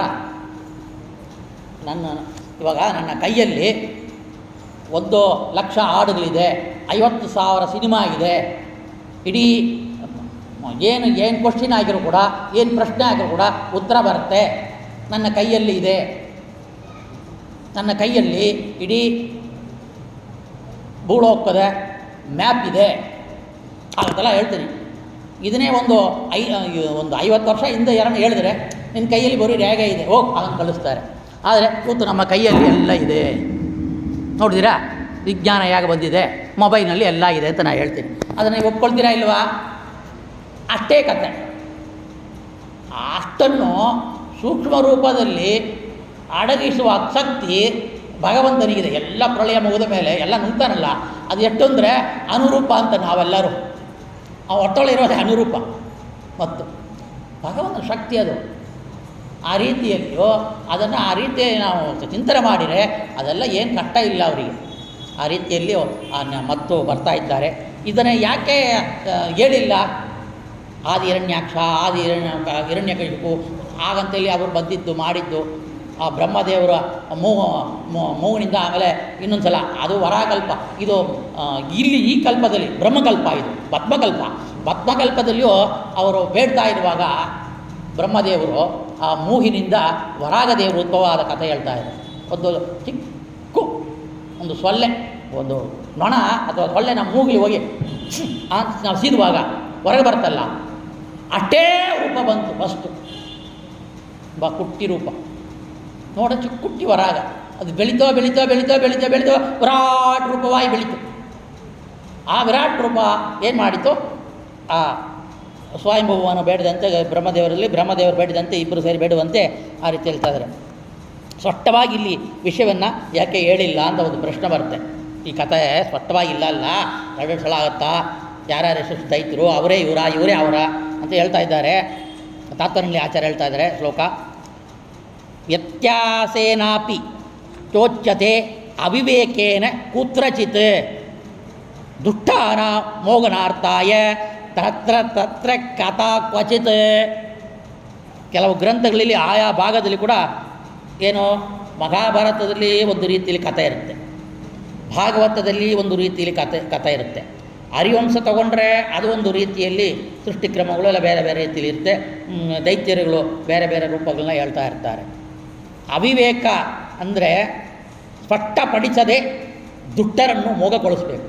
ಇವಾಗ ಹೇಳ್ದಲ್ಲ, ಅಯ್ಯೋ ಅದು ಚಾಪ ಅಂತೆ, ಅವನು ದೊಡ್ಡದ ಬೆಳೆದ ಅಂತೆ, ಭೂಮಂಡಲ ನೀರಲ್ಲಿಟ್ಟ ಅಂತೆ, ಅದನ್ನು ಎತ್ತಿನ ಬರೋಕ್ಕೆ ಅದು ಏನು ಕಿರೇನ ಆಯಿತು, ಅವ ಒಂದು JCB ತಗೊಂಡ್ಬಂದು ನಾವು ಅಂತ ಕೇಳ್ತಾರೆ ನಾಸ್ತಿಕರು. ಕೇಳೋದೇನು? ಈ ವಸ್ತುಗಳನ್ನ ಹಿಡ್ಕೊಂಡು ಇವಾಗ ಕಣ್ಣಲ್ಲಿ ಏನು ನೋಡ್ತಾ ಇದ್ದಾರೋ ಆ ವಸ್ತುಗಳು ಅವ JCBಯಲ್ಲಿ ಎತ್ತಿದ, ಅದು ಯಾಕೆ ಚಾಪಿ ಆಯಿತು, ಅಥವಾ ಯಾಕೆ ನೀರಿಗೆ ಮುಳುಗಿಸಿದ, ಆ ನೀರಿರೋ ಭಾಗ ಎಷ್ಟು, ಅಥವಾ ಭೂಮಿ ಮಂಡಲ ಎಷ್ಟು, ಭೂಮಂಡಲಿ 3 ಪಟ್ಟು ನೀರಿದೆ ಅಂತ ಸೈನ್ಸ್ ಹೇಳುತ್ತೆ. ಅದಕ್ಕೆ ಸೈನ್ಸ್ ವಿರೋಧವಾಗಿದೆ, ವಿಜ್ಞಾನಕ್ಕೆ ವಿರೋಧವಾಗಿದೆ ಹರಿಕಥೆಗಳು. ಇದೆಲ್ಲ ತಮ್ಮ ಬುದ್ಧಿಗೆ ಹೋಗೋ ರೀತಿಯಲ್ಲಿ ಬ್ರಾಹ್ಮಣರು ವೇದದಲ್ಲಿ ಬರ್ಕೊಂಡು ಅದಕ್ಕೆ ಕಥೆ ಸೃಷ್ಟಿ ಮಾಡಿಕೊಂಡು, ಆವಾಗ ಟಿ ವಿ ಇಲ್ಲ, ಸೀರಿಯಲ್ ಇಲ್ಲ, ಒಂದಿಲ್ಲ, ಏನೋ ಒಂದು ಸೀರಿಯಲ್ ಎಲ್ಲ ಮನೋರಂಜಕ ಇರಲಿ ಅಂತೇಳಿ ಸುಳ್ಳು ಕಥೆಗಳು ಮಾಡಿರು ಅಂತೇಳಿ ನಾಸ್ತಿಕವಾದಿಗಳು ಹೇಳ್ತಾರೆ. ಆದರೆ ಇದು ಇಷ್ಟ ಒಂದು ಅಸುರ ಮೋಗ, ಇವರೆಲ್ಲ ಅಸುರಗಳಿದ್ದಾರಲ್ಲ ಅವರಿಗಂತವೇ ಈಗ ಬರೆಯೋದು ಜಗದಿಯಾಗಿ, ಅವರಿಗಂತವೇ ಮೋಹಕ್ಕಾಗಿಯೇ ಅವತಾರ ಮಾಡೋದು ಭಗವಂತ. ಅವತಾರ ದುಷ್ಟರಿಗೆ ಮೋಹ ಕೊಡಬೇಕಂತೆ, ಅಳುವಂತೆ, ದುಷ್ಟ ಪಡುವಂತೆ, ಕಷ್ಟ ಬೀಳುವಂತೆ ನಾಟಕ ಮಾಡ್ತಾನೆ. ಅದಕ್ಕೆ ರಾಮದೇವರು ನಮ್ಮಂತೆ ಮನುಷ್ಯರು ಅಂತ ಹೇಳ್ತಾರೆ. ಆ ರೀತಿಯಲ್ಲಿ ಈ ಶ್ಲೋಕದಿಂದ ನಾವು ಅರ್ಥ ಮಾಡಿಕೊಳ್ಳಬೇಕು. ಅಸುರ ಮೋಹನ ಮತ್ತು ಕಲ್ಪಭೇದ, ಮನ್ವಂತರ ಭೇದ, ಬೇರೆ ಬೇರೆ ಕಲ್ಪದಲ್ಲಿ ಹೇಳಿರುವ ವಿಷಯ ಇಷ್ಟೆಲ್ಲೂ ಆಚಾರ್ಯ ತಾತ್ಪರ್ಯ ನಿರ್ಣಯದಲ್ಲಿ ಕೊಳ್ಳಾಗಿದ್ದರೆ ನಾವು ಮೋಹಕ್ಕೆ ಒಳಗಾಗ್ತಾ ಇದ್ದೀವಿ. ಮತ್ತು ಹೇಳ್ತಾ ಇದ್ದಾರೆ, ಭಕ್ತಿಯಿಂದ ಈ ವರಾಕೃತ್ಯತೆಯನ್ನು ಕೇಳಿ ಹೇಳುವರು ಹೃದಯದಲ್ಲಿ ಬೇಗ ಹರಿಯು ಪ್ರಸನ್ನ ಆಗುತ್ತಾನ. ಈ ಮೊಟ್ಟ ಮೊದಲಿಗೆ ಇಂಥ ಒಂದು ರೀತಿಯಲ್ಲಿ ಕಥೆಯನ್ನು ಕೇಳುವವರಿಗೆ ಅಂತಃಕರಣ ಶುದ್ಧಿ ಆಗುತ್ತೆ. ಅವನ ಭಕ್ತಿಯಿಂದ ಬೇಡುವರಿಗೆ ತಾನಾಗಿ ತನ್ನ ಲೋಕವನ್ನು ಕೊಟ್ಟು ಅವ ಕರ್ಕೊಳ್ತಾನಂತೆ. ಈ ಹರಿಕಥಾಮೃತ ಓದು ಸಾರವಾದದ್ದು. ಸಾರಜ್ಞನಾದ ಯಾವನು ತಾನೇ ಇದನ್ನು ಕೇಳೋಕ್ಕೆ ಇಷ್ಟ ಇಲ್ಲ ಅಂತ ಹೇಳ್ತಾನ, ಅವನು ಕೇಳ್ತಾನ, ವರಾಗಮೂರ್ತಿಯನ್ನು ಸ್ಮರಣೆ ಮಾಡೇ ಮಾಡ್ತಾನ. ಯಾಕೆ ವರಾಗಮೂರ್ತಿ ತಗೊಂಡ? ಅಯ್ಯೋ ಮತ್ಸ್ಯ ವರಾಗ ಅದು ಇದೆಲ್ಲ ನಮ್ಮನ್ನು ಹೀನವಾಗಿ ನೋಡ್ತೀವಿ ಪ್ರಾಣಿಗಳನ್ನ. ಕತ್ತೆ, ನಾಯಿ, ವರಾಗ ಈ ಕಾಲದಲ್ಲಿ ಎಲ್ಲ ನಾಯಿನ ಕೂಡ ಮನೊಳಗೆ ಬೆಡ್ಡಲ್ಲೇ ಬಳಸ್ಕೊತಾರೆ. ಪಾಪದ ಪ್ರಾಣಿ, ಅದು ಮುಟ್ಟಬಾರದು ಅಂತ ಇದೆ ಶಾಸ್ತ್ರ. ಅದು ಮುಟ್ಟೆ ಸ್ನಾನ ಮಾಡಬೇಕು ಅಂತೆಲ್ಲ ಶಾಸ್ತ್ರ ಹೇಳುತ್ತೆ. ಇರಲಿ, ಆ ರೀತಿಯಲ್ಲೂ ಹೀನ ಪ್ರಾಣಿ ರೂಪವನ್ನು ಇವ ಯಾಕೆ ತಗೊಳ್ಬೇಕು ಅಂದರೆ, ಅಂಥ ಒಂದು ಎದನ್ನು ನಾವು ದುಷ್ಟವಾಗಿ ನಯಿಸ್ತೀವಿಯೋ ಆ ರೂಪವನ್ನು ತೆಗೆದುಕೊಂಡೇ ಇಂಥ ದುಷ್ಟರನ್ನು ವಧ ಮಾಡಬೇಕು ಅಂತ ಅವನಿಗಿಷ್ಟ. ಮತ್ತು ತನ್ನ ರೂಪ ಏನೇ ರೂಪ ತಗೊಂಡ್ರೂ ಅದು ಅಪ್ರಾಕೃತವಾದದ್ದು, ಅನಂತವಾದದ್ದು, ಅನಂತ ಮಹಿಮ ಉಳ್ಳದು, ಅನಂತ ಕಲ್ಯಾಣ ಗುಣಗಳು, ಸರ್ವದೋಷ ದೂರಣ ಇರೋದು ಅಂತ ತೋರಿಸಲಿಕ್ಕೆ ಆ ವೃತ್ತಿಯಲ್ಲಿ ತಗೊಳ್ಳೋದು. ಕೆಲವರು ನನಗೆ ರಾಮ ಇಷ್ಟ, ಕೃಷ್ಣ ಎಲ್ಲ ಇಷ್ಟ, ಈ ವರಾಗ ಅಂದರೆ ಏನು ಅದು ವರಾಗ ನಮಗೆ ಅದು ನೆನಪಿಗೆ ಬರೋದಿಲ್ಲ, ಅದೆಲ್ಲ ನಮ್ಗೆ ಇಷ್ಟ ಇಲ್ಲ ಅಂತಾರೆ. ಇಷ್ಟ ಅಂದರೆ ಅವನಿಗೆ ಇಷ್ಟನೇ ಇಲ್ಲ, ಏನೋ ಮೋಕ್ಷವೇ ಇಷ್ಟ ಇಲ್ಲ, ನಿನಗೆ ಹೋಗೋದು ಮೋಕ್ಷ ಕೊಡೋದು. ಆದರೆ ಇಂಥ ವರಾಗ ಕಥೆಯನ್ನು ಯಾರು ಕೇಳ್ತಾರೋ ಅವರಿಗೆ ಮೋಕ್ಷವನ್ನೇ ಕೊಡ್ತಾನೆ ಭಗವಂತ ಆಗಂತಿದೆ. ಆಮೇಲೆ ಸುಂದರವಾದ ಇನ್ನೊಂದು ಕಥೆಯನ್ನು ಹೇಳ್ತಾ ಇದ್ದಾರೆ. ಕಶ್ಯಪರು ಅಂತ ಋಷಿ, ಅವರಿಗೆ 2 ಹೆಂಡತಿ, ದಿತಿ ಮತ್ತು ಅದಿತಿ. ಈ ಕಶ್ಯಪರೇ ಇವಾಗ ನಡೀತಾ ಇರುವ ವೈವಸ್ವತ ಮನ್ವಂತರಲ್ಲಿ ಸಪ್ತಋಷಿಗಳು ಒಬ್ಬರು.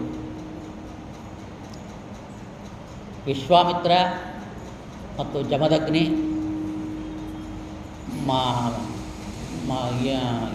ಇವರು ವಿಶ್ವಾಮಿತ್ರರು, ಜಮದಗ್ನಿ, ಭಾರ್ಗವ ಮತ್ತು ಕಶ್ಯಪರು, ಗೌತಮ ಋಷಿಗಳು, ಅತ್ರಿ ಋಷಿಗಳು, ಈ ಋಷಿಗಳೆಲ್ಲ ಸಪ್ತಋಷಿಗಳಾಗಿರ್ತಾರೆ. ಈ ರೀತಿಯಲ್ಲಿ ಈ ಸಪ್ತಋಷಿಗಳು ಕಥೆ ಕೇಳೋದ್ರಿಂದ ಅವರ ಒಂದು ವ್ಯಾಪಾರ, ಅವರ ಒಂದು ಸಿದ್ಧಿ, ಅವರು ನಮಗಾಗಿ ಕೊಟ್ಟಿರುವ ವೇದ ಮಂತ್ರಗಳನ್ನ ಏನು ಮಾಡ್ತೀವಿ, ಆ ಋಷಿಗಳನ್ನ ತಲೆ ಮೇಲೆ ಮುಟ್ಕೊತೀವಿ. ಹೃದಯದಲ್ಲಿ ಒಂದು ಯಾರು ಅದಕ್ಕೆ ನಿಯಾಮಕ ರೂಪವೋ, ಯಾರು ದೇವತೆಯೋ ಅವರನ್ನು ನೆನೆಸ್ತೀವಿ. ತುಟಿಯನ್ನು ಮುಟ್ಕೊಂಡು ಆ ಸಂತಸನ್ನು ಹೇಳ್ತೀವಿ. ಇದು ಎಲ್ಲಾಯಿ ಮಂತ್ರ ಇದ್ದರೆ ಅದು ಸಿದ್ಧಿ ಆಗೋದಿಲ್ಲ ಅಂತ. ಆ ರೀತಿಯಲ್ಲಿ ಈ ರೀತಿ ಋಷಿಗಳು, ಸಪ್ತ ಋಷಿಗಳು ಕೂಡ ವೇದ ಪ್ರತಿಪಾದನೆ ಹೇಳಬಾರ್ದು, ವೇದವನ್ನು ಕೊಟ್ಟವರು. ಆ ಮಂತ್ರದಲ್ಲಿ ಅವರನ್ನು ಕೂಡ ವೇದ ಮಂತ್ರದಿಂದ ಋಷಿಗಳನ್ನ ಕೂಡ ಕಥೆಯನ್ನು ವರ್ಣನೆ ಮಾಡ್ತಾಯಿದ್ರು. ಈ ಋಷಿಗಳು ಉಪಕಾರ ಮತ್ತು ನಾವು ಏನು ಮಾಡ್ತೀವಿ, ಉಪಕರ್ಮ ಕಾಲಕ್ಕೆ ನಿತ್ಯ ಕೂಡ ದೇವತರ್ಪಣ, ಋಷಿ ತರ್ಪಣ, ಪಿತೃತರ್ಪಣ 3 ಕೊಡ್ತೀವಿ. ಯಾಕೆ? ಅವರು ನಮಗೆ ಅಷ್ಟು ಅನುಕೂಲ ಮಾಡಿಕೊಟ್ಟಿದ್ದಾರೆ. ಪಿತೃ ನಮ್ಮನ್ನು ಅಡದವರು ಪರಂಪರೆ ಅವರಿಗೆ ಕೊಡ್ತೀವಿ. ವೇದವನ್ನು ಕೊಟ್ಟು ನಮಗೆ ಅನುಗ್ರಹ ಮಾಡೋದು ಋಷಿಗಳಿಗೆ ಕೊಡ್ತೀವಿ. ದೇವತೆಗಳು ಅವರು ನಮಗೆ ಅಧಿದೈವತ್ವವಾಗಿ ಇದ್ಕೊಂಡು ನಮ್ಮ ದೇಹದಲ್ಲಿ ಇದ್ಕೊಂಡು ನಮ್ಮ ಕರ್ಮವನ್ನು ಮಾಡ್ತಾ ಇದ್ದಾರೆ. ಸೂರ್ಯ ಇರೋದ್ರಿಂದ ಕಣ್ಣು ನೋಡ್ತಾ ಇರೋಕ್ಕಾಗತ್ತೆ. ಶ್ವಾಸ, ಪ್ರಾಣದೇವರು ಇರೋದ್ರಿಂದ ಶ್ವಾಸ ಮಾಡ್ತಾ ಇರ್ತೀವಿ. ಕರ್ಮಜ ದೇವತೆಗಳನ್ನ ಕೈಕಾಲ ಆಡಿಸ್ತಾ ಇರ್ತೀವಿ. ಮನಸ್ಸಿರೋದು ರುದ್ರದೇವರು ಇರೋದ್ರಿಂದವೇ ಮನಸ್ಸನ್ನು ನಾವು ಚಿಂತನೆ ಮಾಡಿ ಆಲೋಚನೆ ಮಾಡ್ತಾ ಇರ್ತೀವಿ. ವೈಶ್ವಾನರ ಇರೋದ್ರಿಂದವೇ ಹೊಟ್ಟೆಯಲ್ಲಿ ಪ್ರಾಣಾಪಾನ ಕೂಡಿಕೊಂಡು ವೈಶ್ವಾನರೇ ಊಟ ಮಾಡ್ತೀವಿ. ಇಷ್ಟೆಲ್ಲ ನಮಗೆ ಅನಂತ ಲಕ್ಷ ದೇವತೆಗಳು ನಮ್ಮ ಒಳಗೆ ಇದ್ದುಕೊಂಡು ಕೆಲಸ ಮಾಡೋದ್ರಿಂದ ಅವರು ಏನು ಮಾಡ್ತೀವಿ, ನಿಮಗೆ ಏನು ಕೊಡೋಕ್ಕಾಗತ್ತೆ, ಸಾಲಿಗ್ರಾಮ ತೀರ್ಥದಿಂದ ನಿರ್ಮಾಣ ತೀರ್ಥದಿಂದ ಆ ತೀರ್ಥವನ್ನು ಕೊಟ್ಟು ನಾವು ದೇವರ ಪಿತ್ತು ಋಣವನ್ನು ತೀರಿಸ್ಕೊಳ್ತಾ ಇರ್ತೀವಿ. ಆ ರೀತಿಯಲ್ಲಿ ಈ ಕಶ್ಯಪರು ಮತ್ತು ಅತಿಥಿ ಕಥೆ, ಯಾಕೆ ಈ ಋಷಿಮುನಿಗಳ ಕಥೆಯೇ ಅದು ಪರಮಾತ್ಮನ ಕಥೆ.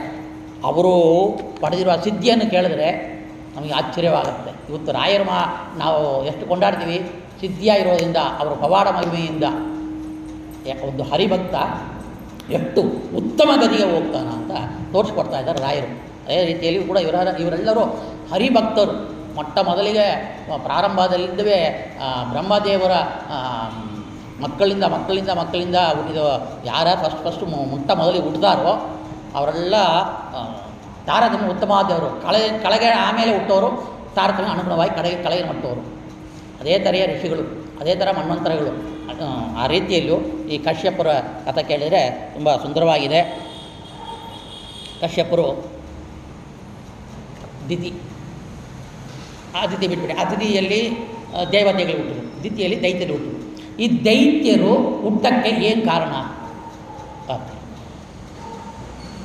ಕಶ್ಯಪರು ಸಾಯಂಕಾಲ ಜಪ ಮಾಡ್ತಾ ಇರ್ತಾರೆ.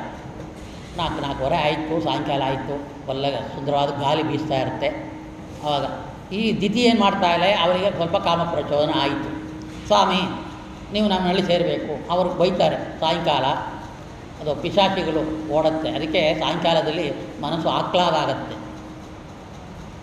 ಸಾಯಂಕಾಲದಲ್ಲಿಯೂ ಮನಸ್ಸು ಆಹ್ಲಾದ ಆಗೋದು, ಈ ಬಿಸಿಲೆಲ್ಲ ತಂಪು ಆಗಿ, ಅಥವಾ ಚಳಿಕಾಲದಲ್ಲಿ ಇನ್ನೂ ಚಳಿಯಾಗಿ, ಮಂಜು ಕಾಲದಲ್ಲಿ ಇನ್ನೂ ಮಂಜಾಗಿ ನಮಗೆ ತಂಪಾಗಿರೋದ್ರಿಂದ ಮನಸ್ಸು ಒಂದು ಥರ ನೆಮ್ಮದಿಯಾಗಿರೋದ್ರಿಂದ ಆ ಕಾಲಕ್ಕೆ ತಪ್ಪು. ದೈತ್ಯರು ಆ ಕಾಲಕ್ಕೆ ಕುಡಿಯೋಕ್ಕೆ ಹೋಗ್ತಾರೆ. ರಶ್ ಅಂದರೆ ರಶ್. ಸಾಯಂಕಾಲ ಆದರೆ ಬ್ರಾಹ್ಮಣ ಜಪ ಮಾಡೋದು ಯಾಕೆ? ರುದ್ರದೇವರು ಸಂಚಾರ ಮಾಡ್ತಾರೆ. ಈ ಸಂಧಿಕಾಲ ಮುಂಚೆ ಹೇಳಿದಂತೆ ಒಬ್ಬರೊಬ್ಬರು ಒಂದೊಂದು ಕಾಲ ಸ್ವೀಕಾರ ಮಾಡಿದ್ರಲ್ವ ಬ್ರಹ್ಮದೇವರಿಂದ, ಇದು ನಮ್ಮದು. ಈ ದೈತ್ಯರು ಸಾಯಂಕಾಲ ನಮ್ಮದು ಅಂದ್ಬಿಟ್ರು. ಸಂಧಿಕಾಲ ಬಂತಲ್ಲ, ಅದು ನಮ್ಮದು. ಆ ದೈತ್ಯರ ಕಾಲ ಆಯಿತು. ಆ ದೈತ್ಯರು ಪ್ರವೇಶ ಆಗಿ ನಾವು ತಪ್ಪು ಮಾಡ್ತೀವಿ ಅದಂತ ಇರೋದ್ರಿಂದ ಈ ಕಾಲ ನಾವು ಸಂಭೋಗ ಮಾಡೋಕ್ಕೆ, ನಾನು ಗಂಡ ಹೆಂಡತಿ ಸೇರೋಕ್ಕೆ, ದಾಂಪತ್ಯ ಜೀವನ ಮಾಡೋಕ್ಕೆ ಇದು ಅರ್ಹತೆ ಇಲ್ಲ. 1-2 ಮುಹೂರ್ತ ತಡೆದ್ರೆ ರಾತ್ರಿ ಬರುತ್ತೆ ಆಯಿತು ಅಂತ. ಆದರೆ ಕೆಟ್ಟ ಟೈಮ್. ಕೋಪಕ್ಕೆ ಕೈ ಕೊಟ್ಟರೆ ಅವ ಕ್ಷಣ ಮಾತ್ರ ಕೊಂದುಬಿಡ್ತಾನೆ. 30 ವರ್ಷ, 40 ವರ್ಷ, 20 ವರ್ಷ ಜೈಲಿರಬೇಕು. ಕೆಟ್ಟ ಕಾಮನೆ ಸ್ವಲ್ಪ ಹೊತ್ತು ಅತ್ಯಾಚಾರ ಮಾಡ್ತಾನೆ, ಅದಕ್ಕೆ 40 ವರ್ಷ, 50 ವರ್ಷ, 30 ವರ್ಷ ಶಿಕ್ಷೆ ನೇನಿಗೂ ಆಗ್ಬಿಡ್ತಾರೆ.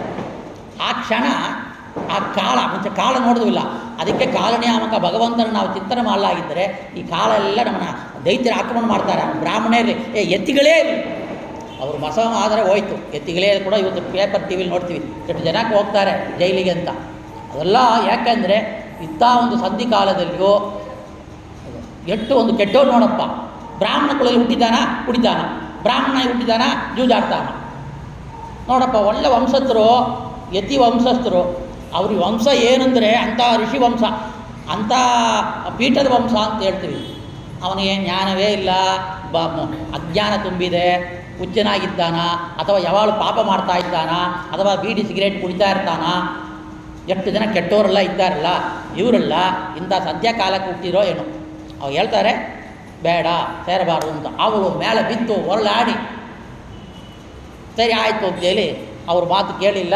ಆವಾಗ ಗರ್ಭಧಾರಣೆ ಆಗತ್ತೆ ಅವಳಿಗೆ ಕಶ್ಯಪರ ವೀರ್ಯದಿಂದ. ಆವಾಗ ಅವರು ಕೋಪ ಬಂದು ಹೇಳ್ತಾರೆ, ನಿನಗೆ ಕೆಟ್ಟ ಮಕ್ಕಳೇ ಹುಡ್ತಾರೆ. 2 ಕೆಟ್ಟ ಮಕ್ಕಳು ಹುಟ್ಟಿ ಹಿರಣ್ಯಕಶಿಪು ಅಂತ ನಾಮವಲ್ಲ ಹೇಳ್ತಾರೆ. ಸರ್ವಜ್ಞನು, ತಿರುಕಾಲ ಜ್ಞಾನಿಗಳು, ಏನು ನಡೀತಂದು ಗೊತ್ತು ಅವರಿಗೆ. ಅದನ್ನು ಅವ್ರು ತಡೆಯೋಕ್ಕೂ ಆಗೋದಿಲ್ಲ. ಹುಟ್ಟಬೇಕಲ್ಲ ಕೆಟ್ಟ ಮಕ್ಕಳು.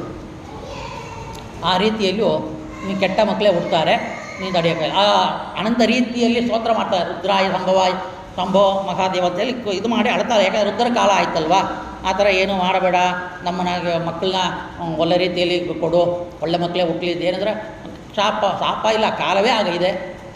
ನಾನು ಹೇಳಿಯೂ ನೀನು ಕೇಳಿಲ್ಲ, ಗಂಡನ ಮಾತು ಕೇಳಬೇಕು. ಮತ್ತಿಲ್ಲಿ ಕೇಳಿಲ್ಲ, ನೀನು ಅನುಭವಿಸಲೇಬೇಕು ಕಷ್ಟವನ್ನು. ಕೆಟ್ಟ ಮಕ್ಕಳೇ ಹುಡ್ತಾರೆ 2. ಅಯ್ಯೋಯ್ಯೋ ಬೇಡ, ಏನು ತಡೆಯೋಕ್ಕಾಗೋದಿಲ್ಲ. ಸರಿ, ಇನ್ನೊಂದು ಅನುಗ್ರಹವನ್ನು ನಾನು ಮಾಡ್ತೀನಿ. ಏನು ಅನುಗ್ರಹ? ನಿನಗೆ ಮೊಮ್ಮಗ ಹುಡ್ತಾನೆ. ಆ ಮೊಮ್ಮಗ ಹರಿಭಕ್ತನಾಗಿರ್ತಾನ, ಜ್ಞಾನವಂತನಾಗಿರ್ತಾನ, ಶುಭ್ರನಾಗಿರ್ತಾನ, ಯಾವ ಕೆಟ್ಟ ಅಭ್ಯಾಸವೂ ಇರೋದಿಲ್ಲ, ಹರಿಭಕ್ತನ ಸಲಗುತ್ತಾನ, ಹರಿಭಕ್ತರ ಪ್ರಚಾರ ಮಾಡ್ತಾನ,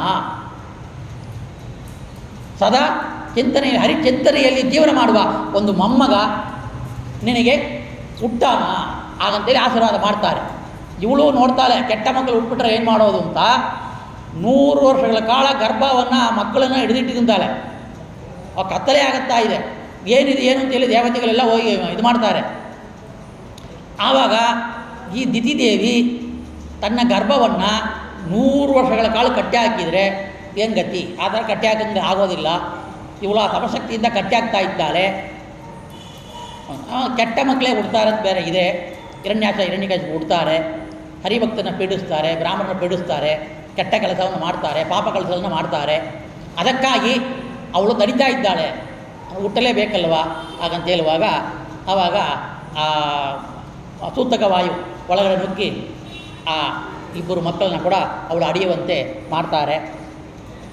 ಆ ರೀತಿಯಲ್ಲಿ ಅವಳಿಗೆ 2 ಮಕ್ಕಳು ಹುಡ್ತಾರೆ. ಒಬ್ಬನಿಗೆ ಹಿರಣ್ಯಾಕ್ಷ, ಇನ್ನೊಬ್ಬನಿಗೆ ಹಿರಣ್ಯಕಶಿಪು ಅಂತ ಹೆಸರಿಡುತ್ತಾರೆ. ಆ ಹಿರಣ್ಯಾಕ್ಷ ಏನಿದ್ದಾನೋ ಆ ಹಿರಣ್ಯಾಕ್ಷ ಈ ವರಾಹಮೂರ್ತಿ ಕೈಯಿಂದ ಸತ್ತೋದ ಆ ಕಥೆಯನ್ನು ನೋಡಿದ್ವಿ. ಹಿರಣ್ಯಕಶಿಪು, ಆ ಹಿರಣ್ಯಕಶಿಪುವ ಮಗನೇ ನಮ್ಮ ರಾಯರ ಪ್ರಥಮ ಅವತಾರ ಇರುವ ಪ್ರಹ್ಲಾದ. ಈ ಹಿರಣ್ಯಕಶಿಪು ಮತ್ತು ಹಿರಣ್ಯಾಕ್ಷ ಇವರು ಯಾರು? ಇಂಥ ಒಂದು ಪವರ್ ಅವರಿಗೆ, ದೈತ್ಯ ಪವರ್ ಯಾಗ ಬಂತು? ಎಲ್ಲಿಂದ ಬಂತು? ಅವರಿಗೆ ಇಂಥ ಬುದ್ಧಿ ಹೋಗೋಕ್ಕೆ ಏನು ಕಾರಣ? ಬರೀ ಹುಟ್ಟಿಂದ ನೋಡ್ರಿ, ಶಾಸ್ತ್ರ ಹೇಳುತ್ತೆ ದಾಂಪತ್ಯ ಜೀವನವನ್ನು ಯಾಗ ಮಾಡಬೇಕು ಅಂದರೆ ಹಗಲಿನಲ್ಲಿ ಸೇರಬಾರ್ದು ಗಂಡ ಹೆಂಡತಿ ಅಂತಿರುತ್ತೆ. ಯಾಕೆಂದರೆ ಹಗಲಿನಲ್ಲಿ ಭಾರತೀ ದೇವಿ ಸನ್ನಿಧಾನ ಸ್ತ್ರೀಗಳಲ್ಲಿ ಇಲ್ಲ, ರಾತ್ರಿಯಲ್ಲಿ ಅವಳ ಅಭಿಮಾನಿ, ಹಗಲಿಗೆ ಅಭಿಮಾನಿ ವಾಯುದೇವರು. ಸೊ ಸ್ತ್ರೀಯಲ್ಲಿ ಭಾರತೀಯ ಸನ್ನಿಧಾನ ಇದ್ದರೆ ಒಳ್ಳೆ ಮಕ್ಕಳು ಹುಡ್ತಾರೆ. ಅದಕ್ಕೆ ನಿಯಮನ ಮಾಡಿರೋದು ರಾತ್ರಿ. ಆವಾಗ ಅವರಿಗೆ ಒಳ್ಳೆ ಮಕ್ಕಳು ಹುಡ್ತಾರೆ. ಮತ್ತು ಸಾಯಂಕಾಲ ಇವಾಗ ನೋಡಿದ್ರು ಕೆಟ್ಟ ದೈತ್ಯರೇ ಹುಡ್ತಾರೆ, ಖಂಡಿತವಾಗಿ ದೈತ್ಯರು ಹುಡ್ತಾರೆ ಶಾಸ್ತ್ರ ಹೇಳುತ್ತೆ. ಆ ಕಾಲ ಬೆಳಿಗ್ಗೆ ಬ್ರಹ್ಮಮುಹೂರ್ತ ಕಾಲ ಸೇರಬೇಡಿ ಅಂತ ಹೇಳುತ್ತೆ.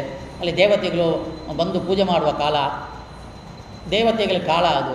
ದೇವತೆಗಳ ಎಚ್ಚರಿಕೆಯಿಂದ ಸಂಚಾರ ಮಾಡ್ತಾ ಇದ್ದಾರೆ. ಸಾಯಂಕಾಲ ಉತ್ತರ ದೇವರು ಸಂಚಾರ ಮಾಡ್ತಾರೆ. ಮತ್ತು ಪಿತೃಕಾಲ, ಪಿತೃಗೆ ನಾವು ಏನು ಪಿಂಡ ಪ್ರದಾನ ಮಾಡಿದ್ವೋ ಆ ಕಾಲದಲ್ಲಿ ಪಿತೃಗಳು ನಮ್ಮ ಮಳೆ ಇರ್ತಾರೆ, ಆಶೀರ್ವಾದ ಮಾಡ್ತಾ ಇರ್ತಾರೆ, ನಮ್ಮ ವಂಶ ಅಭಿವೃದ್ಧಿ ಆಗಲಿಂತಾರೆ. ಆ ಕಾಲಕ್ಕೆ ಸೇರಬಾರ್ದು. ಮತ್ತು ಅಷ್ಟಮಿ ದಿನ ಮತ್ತು ಅಮಾವಾಸ್ಯೆ ಮತ್ತು ಹುಣ್ಣಿಮೆ, ಇದರಲ್ಲಿ ಭಾಗವತದಲ್ಲಿ ಇಲ್ಲ, ಬೇರೆ ಕಡೆ ಓದಿದ್ದನ್ನು ಹೇಳ್ತಾ ಇದ್ದರು. ಅಮಾವಾಸ್ಯೆ, ಹುಣ್ಣಿಮೆ, ಸಾಯಂಕಾಲ, ಹಗಲು, ಮುಖ್ಯವಾಗಿಯೂ ಎತ್ತಿಗಳಿಗೆ ಒಂದು ಆರಾಧನಾ ಕಾಲ. ಮತ್ತು ಯಾರೋ ಸತ್ತೋಗಿದ್ದಾರೆ 10 ದಿವಸ, 2 ದಿವಸ, 3 ದಿವಸ, 4 ದಿವಸ, ಒಬ್ಬೊಬ್ಬರಿಗೆ 1 ದಿವಸ, ಈ ಥರ ಸೂತಕ ಇರುತ್ತೆ. ಶೌಚ, ಆ ಶೌಚ ಕಾಲದಲ್ಲಿಯೂ ಗಂಡ ಹೆಂಡತಿ ಸೇರಬಾರ್ದು. ಈ ಥರ ಅನಂತ ಕಾಲಗಳನ್ನ ನಿರ್ಣಯ ಮಾಡಿದ್ದಾರೆ. ಆ ರೀತಿಯಲ್ಲಿ ಸೇರೋದ್ರಿಂದ ಕೆಟ್ಟ ಮಕ್ಕಳು ಹುಡ್ತಾರೆ ಶಾಸ್ತ್ರ ಹೇಳುತ್ತೆ. ಅದು ಮಕ್ಕಳು ಆಗಿ ಆಮೇಲೆ ಏನಾಗುತ್ತೆ ಅಂದರೆ ಅವರಿಗೂ ಅಂತಃಕರಣ ಶುದ್ಧಿ ಆಗೋದಿಲ್ಲ. ದೇವರು ಆ ಥರ ಮಾಡ್ತಾನೆ. ದೈತ್ಯರು ಅವ್ರೊಳಗೆ ಸೇರಿಕೊಂಡ್ರೆ ಬಿಟ್ಟು ಹೋಗೋದೇ ಇಲ್ಲ. ದೈತ್ಯರು ಅವರೊಳಗೆ ಸೇರಿಕೊಂಡ್ರೆ ಬಿಟ್ಟು ಹೋಗೋದೇ ಇಲ್ಲ ಅಂತ ದೇವತೆಗಳು ಬರಬೇಕಲ್ಲ. ಮತ್ತು ಮುಖ್ಯವಾಗಿಯೂ ದಶಮಿ, ಏಕಾದಶಿ, ದ್ವಾದಶಿ ಎಂಬ ಹರಿತ್ರಯ ಏನಿದೆ 3 ದಿನಗಳು, ಆ ಕಾಲದಲ್ಲಿ ಕೂಡ ದಾಂಪತ್ಯ ಜೀವನ ಮಾಡಬಾರ್ದು ಹಾಗಂತೇಳಿ ಶಾಸ್ತ್ರ ಅನಂತ ರೀತಿಯಲ್ಲಿ ಹೇಳೋರನ್ನ ನಾವು ಕೇಳಿಕೊಂಡು ನಾವು ದಾಂಪತ್ಯ ಜೀವನ ಮಾಡೋರಿಗೆ ಯಾವಾಗಲೂ ಅಂತಃಕರಣ ಶುದ್ಧಿ, ಭಕ್ತಿ, ಜ್ಞಾನ, ವೈರಾಗ್ಯ ಎಲ್ಲ ಹೆಚ್ಚು ಆಗ್ತಾ ಇದೆ. ಆ ರೀತಿಯಲ್ಲಿಯೂ ಶಾಸ್ತ್ರ ರೀತಿಯಲ್ಲಿ ಅವರು ನಡ್ಕೊಂಡಿಲ್ಲ. ಅವಳು ಕಶ್ಯಪರೇನೋ ಒಳ್ಳೆಯವರು, ಅವ್ರು ಬುದ್ಧಿವಾದ ಹೇಳಿದ್ರು ಕೇಳಿಲ್ಲ ದಿತಿ. ಆಮೇಲೆ ಕೆಟ್ಟ ಮಕ್ಕಳು ಹುಡ್ತಾರೆ. ಆವಾಗ ಇವರು ಹುಟ್ಟಕ್ಕೆ ಏನು ಕಾರಣ ಅಂತೇಳಿ ಪ್ರಶ್ನೆ ಹಾಕುವಾಗ ಇವರು ಸ್ವರೂಪದಲ್ಲಿ ಒಳ್ಳೆಯರು, ಜೀವರಲ್ಲಿಯೂ ಜಯ ವಿಜಯರು ಅಂತೇಳಿ ದ್ವಾರಪಾಲಕರಾಗಿದ್ದರು. ಇವರು ಇಬ್ಬರು ಒಳಗಡೆ ಇರುವ ಆ ದೇವತೆಗಳು ಇದು ನಮ್ಮ ಆಚಾರ್ಯರು ತಾತ್ಪರ್ಯ ನಿರ್ಣಯದಲ್ಲಿ ಎಲ್ಲಾಗಿದ್ದರೆ ಇವತ್ತುವರೆಗೂ ಎಷ್ಟು ಯಾರಿಗೂ ಕೂಡ ಇವರು ಜಯ ವಿಜಯರಿಗೆ ಗೊತ್ತಿರುತ್ತೆ, ಆದರೆ ಹಿರಣ್ಯಕಶಿಪುನೇ ತಗೊಳ್ತಾರೆ. ಅಲ್ಲಿ ಜಯ ಮತ್ತು ವಿಜಯ ಇಬ್ಬರು ಅವರು ಏನು ಮಾಡಿರೋ ಅವ್ರಿಗೆ ಕೆಲಸ ಏನು ಅಂತಂದರೆ ವೈಕುಂಠ ಲೋಕ ಅಂದರೆ ಅಮೃತಿ ಲೋಕ. ಯಾಕಂದರೆ ಜಯ ವಿಜಯರನ್ನು ವಿರಜಾನ ಸ್ಥಾನಕ್ಕೆ ಹೋಗಿ ಬ್ರಹ್ಮದೇವ್ರ ಜೊತೆಯಲ್ಲಿ ಮೋಕ್ಷಕ್ಕೆ ಹೋಗಿಲ್ಲ. ನಾವು ಮುಂಚೆ ಹೇಳಿದಂತೆ ಸೇದತ್ರಿಪ ಅನಸಾಂಸನ ವೈಕುಂಠ ಇದು 3 ರೂಪ, ಭಗವಂತನ ರೂಪ 3 ಕಡೆಯೂ ಇದೆ. ಮತ್ತು ಈ ಅಮುಕ್ತಿ ಲೋಕದಲ್ಲಿ ನಡೆದ ಕಥೆಯನ್ನು ಇದು ಅಮುಕ್ತಿ ಲೋಕ ಅಂತೇಳಿ ತಾತ್ಪರ್ಯ ನಿರ್ಣಯದಲ್ಲಿಯೂ ಬೇರೆ ಗ್ರಂಥಗಳಲ್ಲಿಯೂ ಕೂಡ ನಮ್ಮ ಆಚಾರ್ಯರು ಹೇಳಿದ್ದಾರೆ. ಇವರು ಬಾಗಿಲು ಕೆಲಸಕ್ಕೆ ಮಾಡ್ತಾ ಇರುವಾಗ, ದ್ವಾರಪಾಲಕರಾಗಿ ಕೆಲಸ ಮಾಡುವಾಗ ಸನತ್ ಕುಮಾರರು ಏನೋ ಸನದ್ವಾಸ ಸನತ್ ಕುಮಾರ ಇವರು 4 ಜನ, ಸನಕ ಸನಂದನ ಸನತ್ಜಾತ ಸನತ್ ಕುಮಾರ ಇವರು ಒಂದು ದೇವರನ್ನ ದರ್ಶನ ಮಾಡಬೇಕು ಹಾಗಂತೇಳಿ ಅಲ್ಲಿ ಬರ್ತಾರೆ. ಬಂದ ತಕ್ಷಣ ಕೈ ಹಿಡಿದು ತಡಿತಾರೆ, ಕೋಲಿಟ್ಟಿದ್ದಾರೆ ಅಲ್ಲಿ ಕೈಯಿಂದ ತಡೆದ್ರು, ತಡಿತಾರೆ. ತಡೆದ ತಕ್ಷಣ ಎಲ್ಲಿ ಹೋಗ್ತಾ ಇದ್ದೀರಿ ನೋಡಂಗ, ಇವರು ಹರಿಭಕ್ತಿ ಹರಿನ ಧ್ಯಾನ ಮಾಡ್ತಾ ಇರೋರು, ಯಾವಾಗವಾಗ ದರ್ಶನ ಮಾಡೋಕ್ಕೆ ಹೋಗಬೇಕು. ಆ ರೀತಿಯಲ್ಲಿ ಅವರಿಗೆ ಹೋದ ತಕ್ಷಣ ಕೋಪ ಬಂದ್ಬಿಡ್ತು. ಹರಿ ಕೇಳ್ತಾರೆ, ಹಲವಾರು ಪ್ರಶ್ನೆ ಆಗ್ತಾರೆ.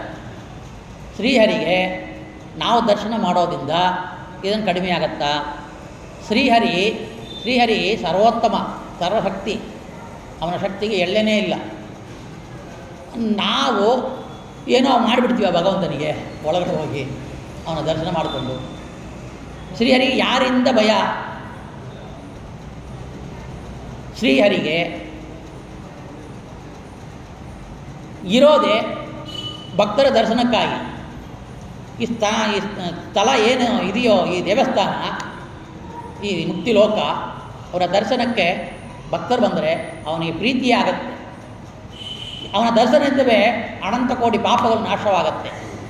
ಆ ರೀತಿಯಲ್ಲಿ ಇರುವಾಗ ನೀವು ತಡೆದಿದ್ದು ನಮಗೆ ಕೋಪ ಉಂಟಾಗಿದೆ, ನಾನು ನಿಮಗೆ ಶಾಪ ಕೊಡ್ತೀವಿ ಹಾಗಂತೇಳಿ ನೀವು ದೈತ್ಯರಾಗಿ ಶಾಪ ಕೊಟ್ಬಿಡ್ತಾರೆ. ಆಮೇಲೆ ಇವರು ಮಾಡಿದ ಇದಕ್ಕೆ ಒಳಗಿರುವ ಭಗವಂತನಿಗೆ ಗೊತ್ತಾಯಿತು, ಹೊರಗಡೆ ಬರ್ತಾನ. ಬಂದಿದ್ದ ತಕ್ಷಣ ಅನಂತ ರೀತಿಯಲ್ಲಿ ಹೇಳ್ತಾನೆ, ಎಂಥ ಮಹಾನುಭಾವರು, ಬ್ರಾಹ್ಮಣ ಅಂದರೆ ನನಗೆ ಪ್ರಿಯ, ಬ್ರಾಹ್ಮಣ ಅಂದರೆ ನನಗೆ ಆತ್ಮೀಯ, ಬ್ರಾಹ್ಮಣ ಅಂದರೆ ನನ್ನ ಶಕ, ಬ್ರಾಹ್ಮಣ ಅಂದರೆ ನನ್ನ ಕಥೆ ಹೇಳಿ ನನ್ನ ಬಗ್ಗೆ ಪ್ರಚಾರ ಮಾಡೋರು, ಬ್ರಾಹ್ಮಣ ಅಂದರೆ ತುಳಸಿ ಎಷ್ಟಿಷ್ಟವೋ ನನಗೆ ಲಕ್ಷ್ಮಿ ಎಷ್ಟಿಷ್ಟವೋ ಅದೇ ರೀತಿ ಇಷ್ಟ. ಬ್ರಾಹ್ಮಣರು ಅಂದರೆ ನನಗೆ ಸದಾ ಸರ್ವಕಾಲಕ್ಕೂ ಕೂಡ ತುಂಬ ಇಷ್ಟವಾಗಿದ್ದು, ಅವರ ಪಾದಧೂಳಿ ಮಣ್ಣಿನ ನಾನೇ ಹಾಕೊಳ್ಳುವಷ್ಟು ನನಗೆ ಪ್ರೀತಿ. ನಾಟಕ ಅದು, ಅಷ್ಟು ಅವನಿಗೆ ಬೇಕಾಗಿಲ್ಲ. ಆದರೆ ಬ್ರಾಹ್ಮಣರನ್ನ ಎತ್ತಿಡಬೇಕಲ್ವ, ಬ್ರಾಹ್ಮಣರನ್ನ ವಿಚಾರವನ್ನು ಬ್ರಾಹ್ಮಣರನ್ನ ಹೊಗಳಬೇಕಲ್ವ. ಯಾಕಂದರೆ ಬ್ರಾಹ್ಮಣರು ಭಗವಂತನ ಹೊಗಳ್ತಾ ಇರ್ತಾರೆ. ಇವಾಗ ಒಂದು ಚಾನ್ಸ್ ಸಿಕ್ತು ಭಗವಂತನಿಗೆ, ಅಷ್ಟೇ ನಾವು ತಿಳಿಬೇಕು. ಆ ರೀತಿಯಲ್ಲಿ ಬ್ರಾಹ್ಮಣರನ್ನು ಯಾರು ದೂಷಣ ಮಾಡ್ತಾರೋ, ಅವ್ರಿಗೆ ಕಟ್ಟ ಕೊಡ್ತಾರೋ, ಆವಾಗೆಲ್ಲ ನಾನು ಅವತಾರ ಮಾಡಿ ಕಾಪಾಡ್ತೀನಿ. ಏನೋ ಗೊತ್ತಿಲ್ಲ, ನನ್ನ ಕೈಯೇ ಅವರಿಗೆ ಒಂದು ದ್ರೋಹ ಆಯಿತು ಅಂದರೆ, ನನ್ನ ಕೈಯೇ ಅವರಿಗೆ ದ್ರೋಹ ಮಾಡಿದ್ರೆ ನನ್ನ ಕೈಯನ್ನು ಕತ್ತರಿಸಿಕೊಂಡೇ ಎತ್ತಾಕ್ಬಿಡ್ತೀನಿ ಅಂತ. ನೇಹನಾಸ್ತಿ ಕಿಂಚನ ಅವಯವಕ್ಕೂ ಧರ್ಮಕ್ಕೂ ಇದಕ್ಕೆಲ್ಲ ಭೇದನೇ ಇಲ್ಲ. ಅವನ ಕೈನ ಕತ್ತರಿಸೋಕ್ಕಾಗತ್ತಾ?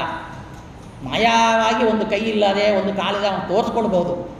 ಕೃಷ್ಣ ಅವತಾರದಲ್ಲಿಯೂ ತನ್ನ ಎಣವನ್ನೇ ಒಂದು ಡೂಪ್ಲಿಕೇಟು ಕಂಪ್ಯೂಟರ್ ಎಣವನ್ನು ಸೃಷ್ಟಿ ಮಾಡಿಕೊಂಡು ಲೋಕಕ್ಕೆ ಹೋದವನು. ಎಲ್ಲರೂ ಕೃಷ್ಣ ಸತ್ತೋದ, ನೀರಿನ ಮುಳುಗಿ ರಾಮ ಸತ್ತೋದ.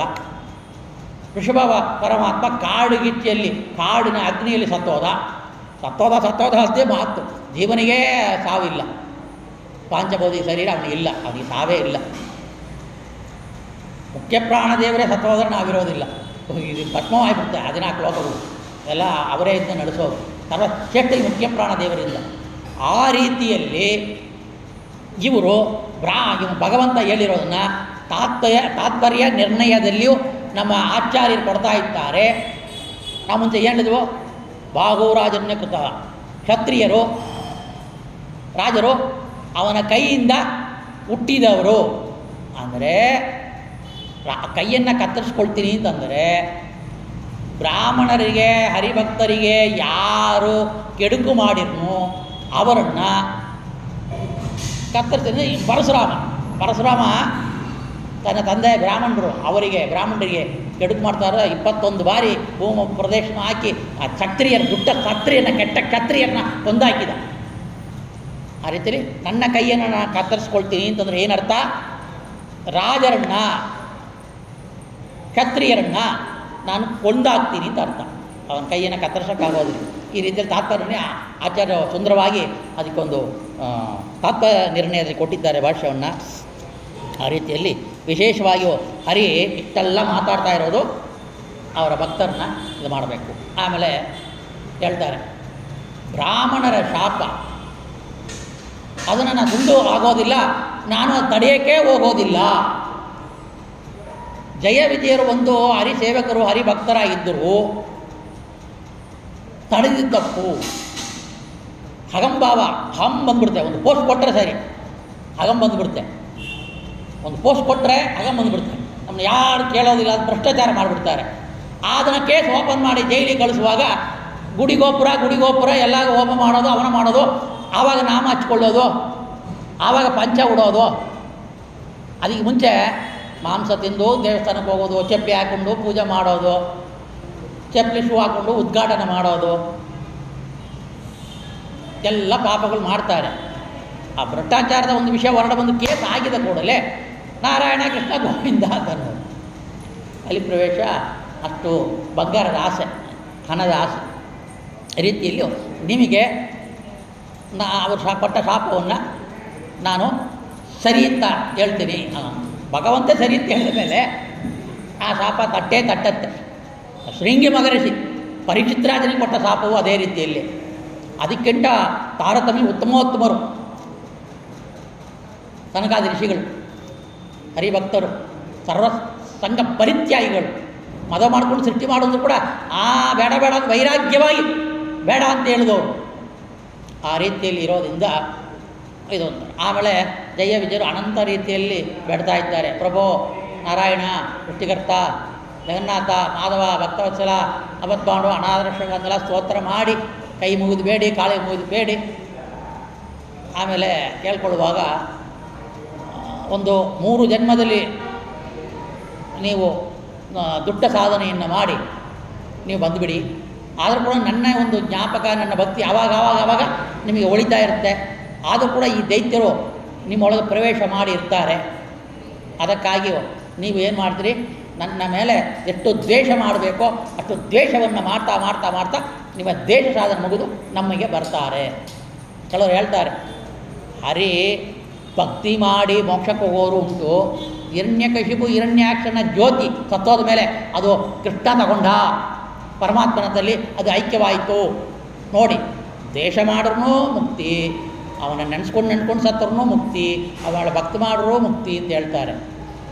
ಆದರೆ ಆಚಾರ್ಯರು ತಾತ್ಪರ್ಯ ನಿರ್ಣಯದಲ್ಲಿಯೂ ಭಾಷ್ಯದಲ್ಲಿಯೂ ಖಂಡಿತವಾಗಿ ಹೇಳ್ತಾರೆ, ಅವನ ದ್ವೇಷದಿಂದ ಅಥವಾ ಅವನ ಬಯ್ಯೋದಿಂದ, ಅವನ ನಮಸ್ಕಾರ ಮಾಡದೇ ಹೋಗೋದ್ರಿಂದ, ಅವನ ಇಲ್ಲ ಅಂತ ಹೇಳೋದ್ರಿಂದ ಮುಕ್ತಿ ಯಾವತ್ತೂ ಆಗೋದೇ ಇಲ್ಲ. ಒಂದೇ ಒಂದು ಅಸುರ, ಒಂದು ದೈತ್ಯ, ಒಂದು ಪಿಶಾಚಿ, ಅಧಮರು, ತಾಮಸ ಜೀವಿಗಳು ಯಾರಿಗೂ ಒಂದು ಕ್ಷಣ ಕೂಡ ಮೋಕ್ಷದಲ್ಲಿ ಎಂಟ್ರಿ ಇಲ್ಲ. ಇದು ಮಾಡಿರುವ ದುಷ್ಟರು ಅವರು ಹಿರಣ್ಯಾಕ್ಷ, ಹಿರಣ್ಯಕಶಿಪು ಎಂಬ 2 ದೈತ್ಯರುಗಳು. ಅವರಿಗೆ ಅಂಧಂತಮಸ್ ಆಗತ್ತೆ. ಈ ಜಯ ವಿಜಯರು ಮತ್ತು ಹಿಂದಿರುಗಿ ಬಂದು ಅವರು ದ್ವಾರಪಾಲಕನಾಗಿ ಕೆಲಸ ಮಾಡ್ತಾರೆ. ಅಂತ ಶಾಸ್ತ್ರ ರೀತಿಯಲ್ಲಿ ನೋಡಿದರೆ ಇವತ್ತು ಶಂಕುಕರ್ಣ ಎಂಬ ಕರ್ಮಜ ದೇವತೆ ಬ್ರಹ್ಮದೇವರ ಶಾಪದಿಂದ ಭೂಲೋಕದಲ್ಲಿ ಮುಂದೆ ಬರುತ್ತೆ ಕತೆ, ನಿಷ್ಕತೆ ಅವ್ರದ್ದೇ. ಪ್ರಹ್ಲಾದ ರಾಜರಾಗಿ ಅವತಾರ ಆಯಿತು ಅಂತ. ಈ ರೀತಿಯಲ್ಲಿ ಪ್ರಹ್ಲಾದ ರಾಜರು ಬಂದು ಹುಟ್ಟಿರೋ ಅಲ್ಲಿ ಇಲ್ಲ ಹೋಯಿತು ಅಂತ ಏನಿಲ್ಲ. ಒಂದು ರೂಪದಿಂದ ಅಲ್ಲೇ ಇರ್ತಾರೆ, ಒಂದು ರೂಪದಿಂದ ಹುಡ್ತಾರೆ. ಅವ್ರಿಗೆ ಅಷ್ಟೊಂದು ಇದು ಕೊಡೋದಿಲ್ಲ ದೇವರು. ಆ ಸೇವೆಯನ್ನು ನಿರಂತರ ಮಾಡ್ಕೊಳ್ತಾನೆ ದೇವರು. ಆ ರೀತಿಯಲ್ಲಿಯೂ ಜಯ ವಿಜಯರು ಒಂದು ರೂಪದಲ್ಲಿ ಒಂದು, ಯಾಕಂದರೆ ಇವಾಗ ಒಬ್ಬರು ಒಂದು ಮಗ ಹುಟ್ತಾನ. ಆ ಮಗ ಹುಟ್ಟಿದರೆ ಪಾಪ ಕೆಲಸ ಮಾಡ್ತಾನ, ಕೆಟ್ಟ ಕೆಲಸ ಮಾಡ್ತಾನ, ಪೊಲೀಸ್ ಕೇಸ್ ಆಗುತ್ತೆ. ಈ ಅಪ್ಪ ತುಂಬ ಒಳ್ಳೆಯನು, ತುಂಬ ಒಳ್ಳೆಯನು. ಇವ ದುಷ್ಟತನವನ್ನು ನೋಡಿ ಆ ಅಪ್ಪನಿಗೆ ಏನಾಗುತ್ತೆ, ಇಂಥದವರಿಗೆ ಇಂಥ ಮಗನ ಆಗತ್ತೇಳಿ ಎಲ್ಲ ಬೈತಾರೆ. ಅವನಿಗೆ ದುಃಖ ಆಗುತ್ತೆ. ಈ ಜೀವನೇ ಬೇರೆ. ಅದರ ಅಹಗಮ್ಮ ಯಾರೋ ಇವನಿಂದ ಹುಟ್ಟಿರೋದ್ರಿಂದ, ಇವನ ಪ್ರತಿಬಿಂಬವಾಗಿರೋದ್ರಿಂದ ಅಪ್ಪ ಮಗನ ಮಾಡಿದ ಕೆಟ್ಟ ಕೆಲಸ ನೋಡಿ ದುಃಖ ಆಗುತ್ತೆ. ಆ ರೀತಿಯಲ್ಲೂ ಇವರೇ ಕೆಟ್ಟ ಕೆಲಸ ಮಾಡುವಾಗ ಹರಿಭಕ್ತಿ ಅವರು ಕೆಟ್ಟ ಕೆಲಸ ಮಾಡೋಕ್ಕೆ ಹುಡ್ತಾರಂದರೆ ಈ ರೀತಿಯಲ್ಲಿ ನಾವು ಅರ್ಥ ಮಾಡ್ಕೊಳ್ಬೇಕು. ಬೇಡ ಅಂತ ಹೇಳೋ ಸರಿ ಆಯಿತು, ನಮ್ಮದೇನೋ ಒಂದು ರೂಪದಲ್ಲಿ ಹುಡ್ತೀವಿ, ಆ ಸ್ವಲ್ಪ ಕಾಲ ಆದಮೇಲೆ ಸತ್ತೋಗ್ಬಿಡ್ತೀವಿ, ಮತ್ತು ಇಲ್ಲಿಗೆ ಬರ್ತೀವಿ. ಅವರಿಗೆ ಹರಿಭಕ್ತಿ ಅಟ್ಟು ಇರುತ್ತೆ. ಅಯ್ಯೋ ಇವತ್ತೇನೋ ಮೈಗೆ ಹುಷಾರಿಲ್ಲ, ಪೂಜೆ ನಾಳೆ ಮಾಡ್ಕೊಳ್ಳೋಣ, ಟೈಮ್ ಆಯಿತು, ಏನೋ ಮಳೆ ಸುರಿತಾ ಇದೆ, ಮೈಗೆ ಹುಷಾರಿಲ್ಲ, ಕೆಮ್ಮು ಜ್ವರ ಇದೆ, ನಾಳೆ ಸಂಧ್ಯಾವಂದನೆ ಮಾಡ್ರೆ ಆಯಿತು. ಆಗಂತ ದೇವತೆಗಳು ಇರೋದಿಲ್ಲ. ಹರಿ ಇಚ್ಛೆಯಿಂದ ಹರಿಭಕ್ತಿಯಿಂದ ಆ ಕೆಲಸವನ್ನು ಮಾಡ್ತಾರೆ. ಆ ರೀತಿಯಲ್ಲಿ ಇರೋದ್ರಿಂದ ಅವರಿಗೆ ಭಯ ಹುಟ್ಟಕ್ಕೆ. ಮನುಷ್ಯರ ಇಲ್ಲ ಭಕ್ತಿಯಾಗಿ ಹುಟ್ಟಲಿ, ಮನುಷ್ಯ ಜನ್ಮ ಹುಟ್ಟಕ್ಕೆ ಅವ್ರಿಗೆ ಆಸೆಯ ಅಂತ. ಆ ಮನುಷ್ಯ ಜನ್ಮ ಹುಟ್ಟಬೇಕು ಅಂತ ಕೇಳ್ತಾರೆ ಸಾಧನೆ ಮಾಡೋಕ್ಕೆ. ಆದರೆ ಇಂಥ ಅಸುರ ಜನ್ಮನಿಗೆ ಯಾರೂ ಬಯಸೋದಿಲ್ಲ. ಯಾರನ್ನು ಬಯಸೋಕ್ಕಾಗತ್ತಾ? ದೊಡ್ಡ ಸಾಹುಕಾರ ಇರ್ತಾನೆ, ನೋಡಪ್ಪ ನೆಕ್ಸ್ಟ್ ಜನ್ಮನಿಗೆ ಬಡವ ಅಂದರೆ ಅವನೇ ಒಪ್ಕೊಳ್ಳೋದಿಲ್ಲ. ಏನು ಪಾಪ ಮಾಡಿಬಿಟ್ಟ, ಎಲ್ಲೆಲ್ಲ ಧರ್ಮ ಎಲ್ಲ ಮಾಡಿದ್ದೀನಿ, ನನಗೆ ಮತ್ತು ಒಳ್ಳೆ ಸಾಹುಕಾರ ಜನ್ಮ ಬರಲಿ, ಐಶ್ವರ್ಯ ಜನ್ಮ ಬರಲಿ ಅಂತ. ಆ ರೀತಿಯಲ್ಲಿಯೂ ಇವರು ಬಂದು ಒಂದು ಸಲ ರಮಾದೇವಿ ಬರ್ತಾ ಇದ್ದಾಳೆ, ಲಕ್ಷ್ಮೀದೇವಿ ಏನೋ ಪಾಪದ ಲಕ್ಷ್ಮೀದೇವಿನೇ ತಡಿತಾರೆ. ಒಂದು ಸಲ ಲಕ್ಷ್ಮೀದೇವಿನೇ ತಡಿತಾರೆ. ಆ ಪಾಪಗಳು ಪರಮಾತ್ಮನೇ ವಿಭೋಗ ಮಾಡಿದವು. ಲಕ್ಷ್ಮೀದೇವಿಯನ್ನು ನಾವು ಏನೋ ಆ ಕಾಲಕ್ಕೆ ಅಪಮಾನ ಮಾಡಿದ್ವು. ಇಂಥ ಬ್ರಾಹ್ಮಣರು ಶುದ್ಧ ಹರಿಭಕ್ತರು ಇವ್ರನ್ನ ತಡೆದಿವಿ. ಈ ಪಾಪದಿಂದ, ಇಂಥ ಪಾಪದಿಂದ ನಮಗೆ ಇವ್ರು ಕೊಟ್ಟಿರೋ ಶಾಪವನ್ನು ಸ್ವೀಕಾರ ಮಾಡ್ತೀವಿ. ಇವ್ರು ಕೊಟ್ಟ ಶಾಪವನ್ನು ಸ್ವೀಕಾರ ಮಾಡಿ ನಾವು ಅಸುರ ಜನ್ಮ ಪಡಿತೀವಿ. ಆಯಿತು ಹಾಗಂತೇಳಿ ಒಪ್ಕೊಳ್ತಾರೆ. ಆ ರೀತಿಯಲ್ಲಿ ಇವರು ಹಿರಣ್ಯಕಶಿಪುವಾಗಿ ಹುಟ್ಟಿದ್ರು. ಹಾಗಂತೇಳಿ ಈ ಮೈತ್ರೇಯರು ಹೇಳ್ತಾ ಇರೋ ವಿಷಯವನ್ನು ನಾವು ಇವತ್ತಿಗೆ ಇಲ್ಲಿಗೆ ಮುಗಿಸೋಣ. ಇಂಥ ಒಂದು ದಿತಿ ಮತ್ತು ಕಶ್ಯಪರು ಇವರು ಮಾಡಿದ ಒಂದು ಕರ್ಮದಿಂದ, ಕೆಟ್ಟ ಕರ್ಮದಿಂದವೇ ಕೆಟ್ಟ ಮಕ್ಕಳು ಹುಟ್ಟಿರೋದು. ಅದು ಕಾಲನಿಯಾಮಕ ಭಗವಂತ. ಇದು ಎಲ್ಲವೂ ಕೂಡ ಮೊಟ್ಟ ಮೊದಲಿಗೆ ಏನು ಹೇಳಿದವೋ ಕಾಲನಿಯಾಮಕ ಭಗವಂತ ಅಂತ. ಆ ರೀತಿಯಲ್ಲಿ ಇದು ಕಾಲ ಬರ್ತಾ ಇರೋ ಕಾಲಕ್ಕೆ ನಿಯಮನ ಮಾಡಿ ಯಾವ ಕಾಲಕ್ಕೆ ಎಂತೆಂಥ ಜೀವರನ್ನು ಹಾಕಿ ಎಂತೆಂಥ ದೈತ್ಯರನ್ನ ಹುಟ್ಟಿಸಿಕ್ಕಿ ಯಾವ ರೀತಿಯಲ್ಲಿ ಅವರು ಪಾಪಕರ್ಮ ಮಾಡಿದರು ಅಂತೇಳಿ ನಾವು ಚಿಂತನೆ ಮಾಡಿದ್ರೆ ನಮ್ಮ ಒಳಗಡೆ ಪ್ರವೇಶ ಆಗದೇ ಇರಲಿ. ನಮ್ಮೊಳಗೆ ಇಂಥ ಹಿರಣ್ಯಕಶಿಪು ದೈತ್ಯರುಗಳು ಯಾವ ಕಾಲಕ್ಕೂ ಪ್ರವೇಶ ಇಲ್ಲದೆ ನಾವು ಸದಾ ನಿರಂತರವಾಗಿ ಹರಿಭಕ್ತಿಯನ್ನು ಮಾಡಲಿಕ್ಕೆ ಈ ಕಥೆ ನಮಗೆ ಉಪಯೋಗ ಆಗಲಿ ಅಂತ ಅನುಸಂಧಾನದಿಂದ ಈ ಕಥೆಯನ್ನು ಕೇಳಿ, ಈ ಕಥೆಯನ್ನು ಹೇಳಿಯೂ ಕೂಡ ನಾವು ಹೇಳಿ ಶ್ರೀ ಕೃಷ್ಣಾರ್ಪಣಮಸ್ತು ಅಂತ ಹೇಳಿ ಮುಗಿಸ್ತಾ ಇದ್ದೀವಿ. ಕಾಯೇನ ವಾಚ ಮನಸೇಂದ್ರಿಯರ್ವ ಬುದ್ಧ್ಯಾತ್ಮನವ ಅನುಸರತೆ ಸ್ವಭಾವತ್ತು ಕರೋಮಿ ಯತ್ಕತ್ ಸಕಲಂ ಪರಸ್ಮೈ ಶ್ರೀಮನ್ನಾರಾಯಣಾದಿ ಸಮರ್ಪಯಾಮಿ. ಶ್ರೀ ರಾಘವೇಂದ್ರ ಗುರುರಾಂಗದ ಭಾರತೀಯರಮಣ ಮುಖ್ಯ ಪ್ರಣಾಮ ಸೀತಾಪತಿ ರಾಮಚಂದ್ರಮನ ಮಮ ಕುಲಸ್ವಾಮಿ ಲಕ್ಷ್ಮೀ ಪದ್ಮಾವತಿ ಸಮೇತ ಶ್ರೀನಿವಾಸ ಅಭಿನ್ನ ಮಮ ಬಿಂಬರೂಪಿ ಹನುಮನೊಡೆಯ ರಾಮ ವಿಠಲ ಅಭಿನ್ನ ಬಿಂಬರೂಪಿ ಪರಮಾತ್ಮ ಪ್ರಿಯತಾ ಸುಪ್ರೀತೋ ವರತೋ ಭವತು. ಶ್ರೀಕೃಷ್ಣಾರ್ಪಣಮಸ್ತು. ಶ್ರೀಕೃಷ್ಣಾರ್ಪಣಮಸ್ತು. ಹರಿ ಓಂ. ರಾಮ ವಿಠಲ ಉದ್ಧರಿಸು ಸ್ವಾಮಿ, ಉದ್ಧರಿಸು. ಹನುಮನೊಡೆಯ ರಾಮ ವಿಠಲ ವಿಠಲ ವಿಠಲ ವಿಠಲ ವಿಠಲ ವಿಠಲ.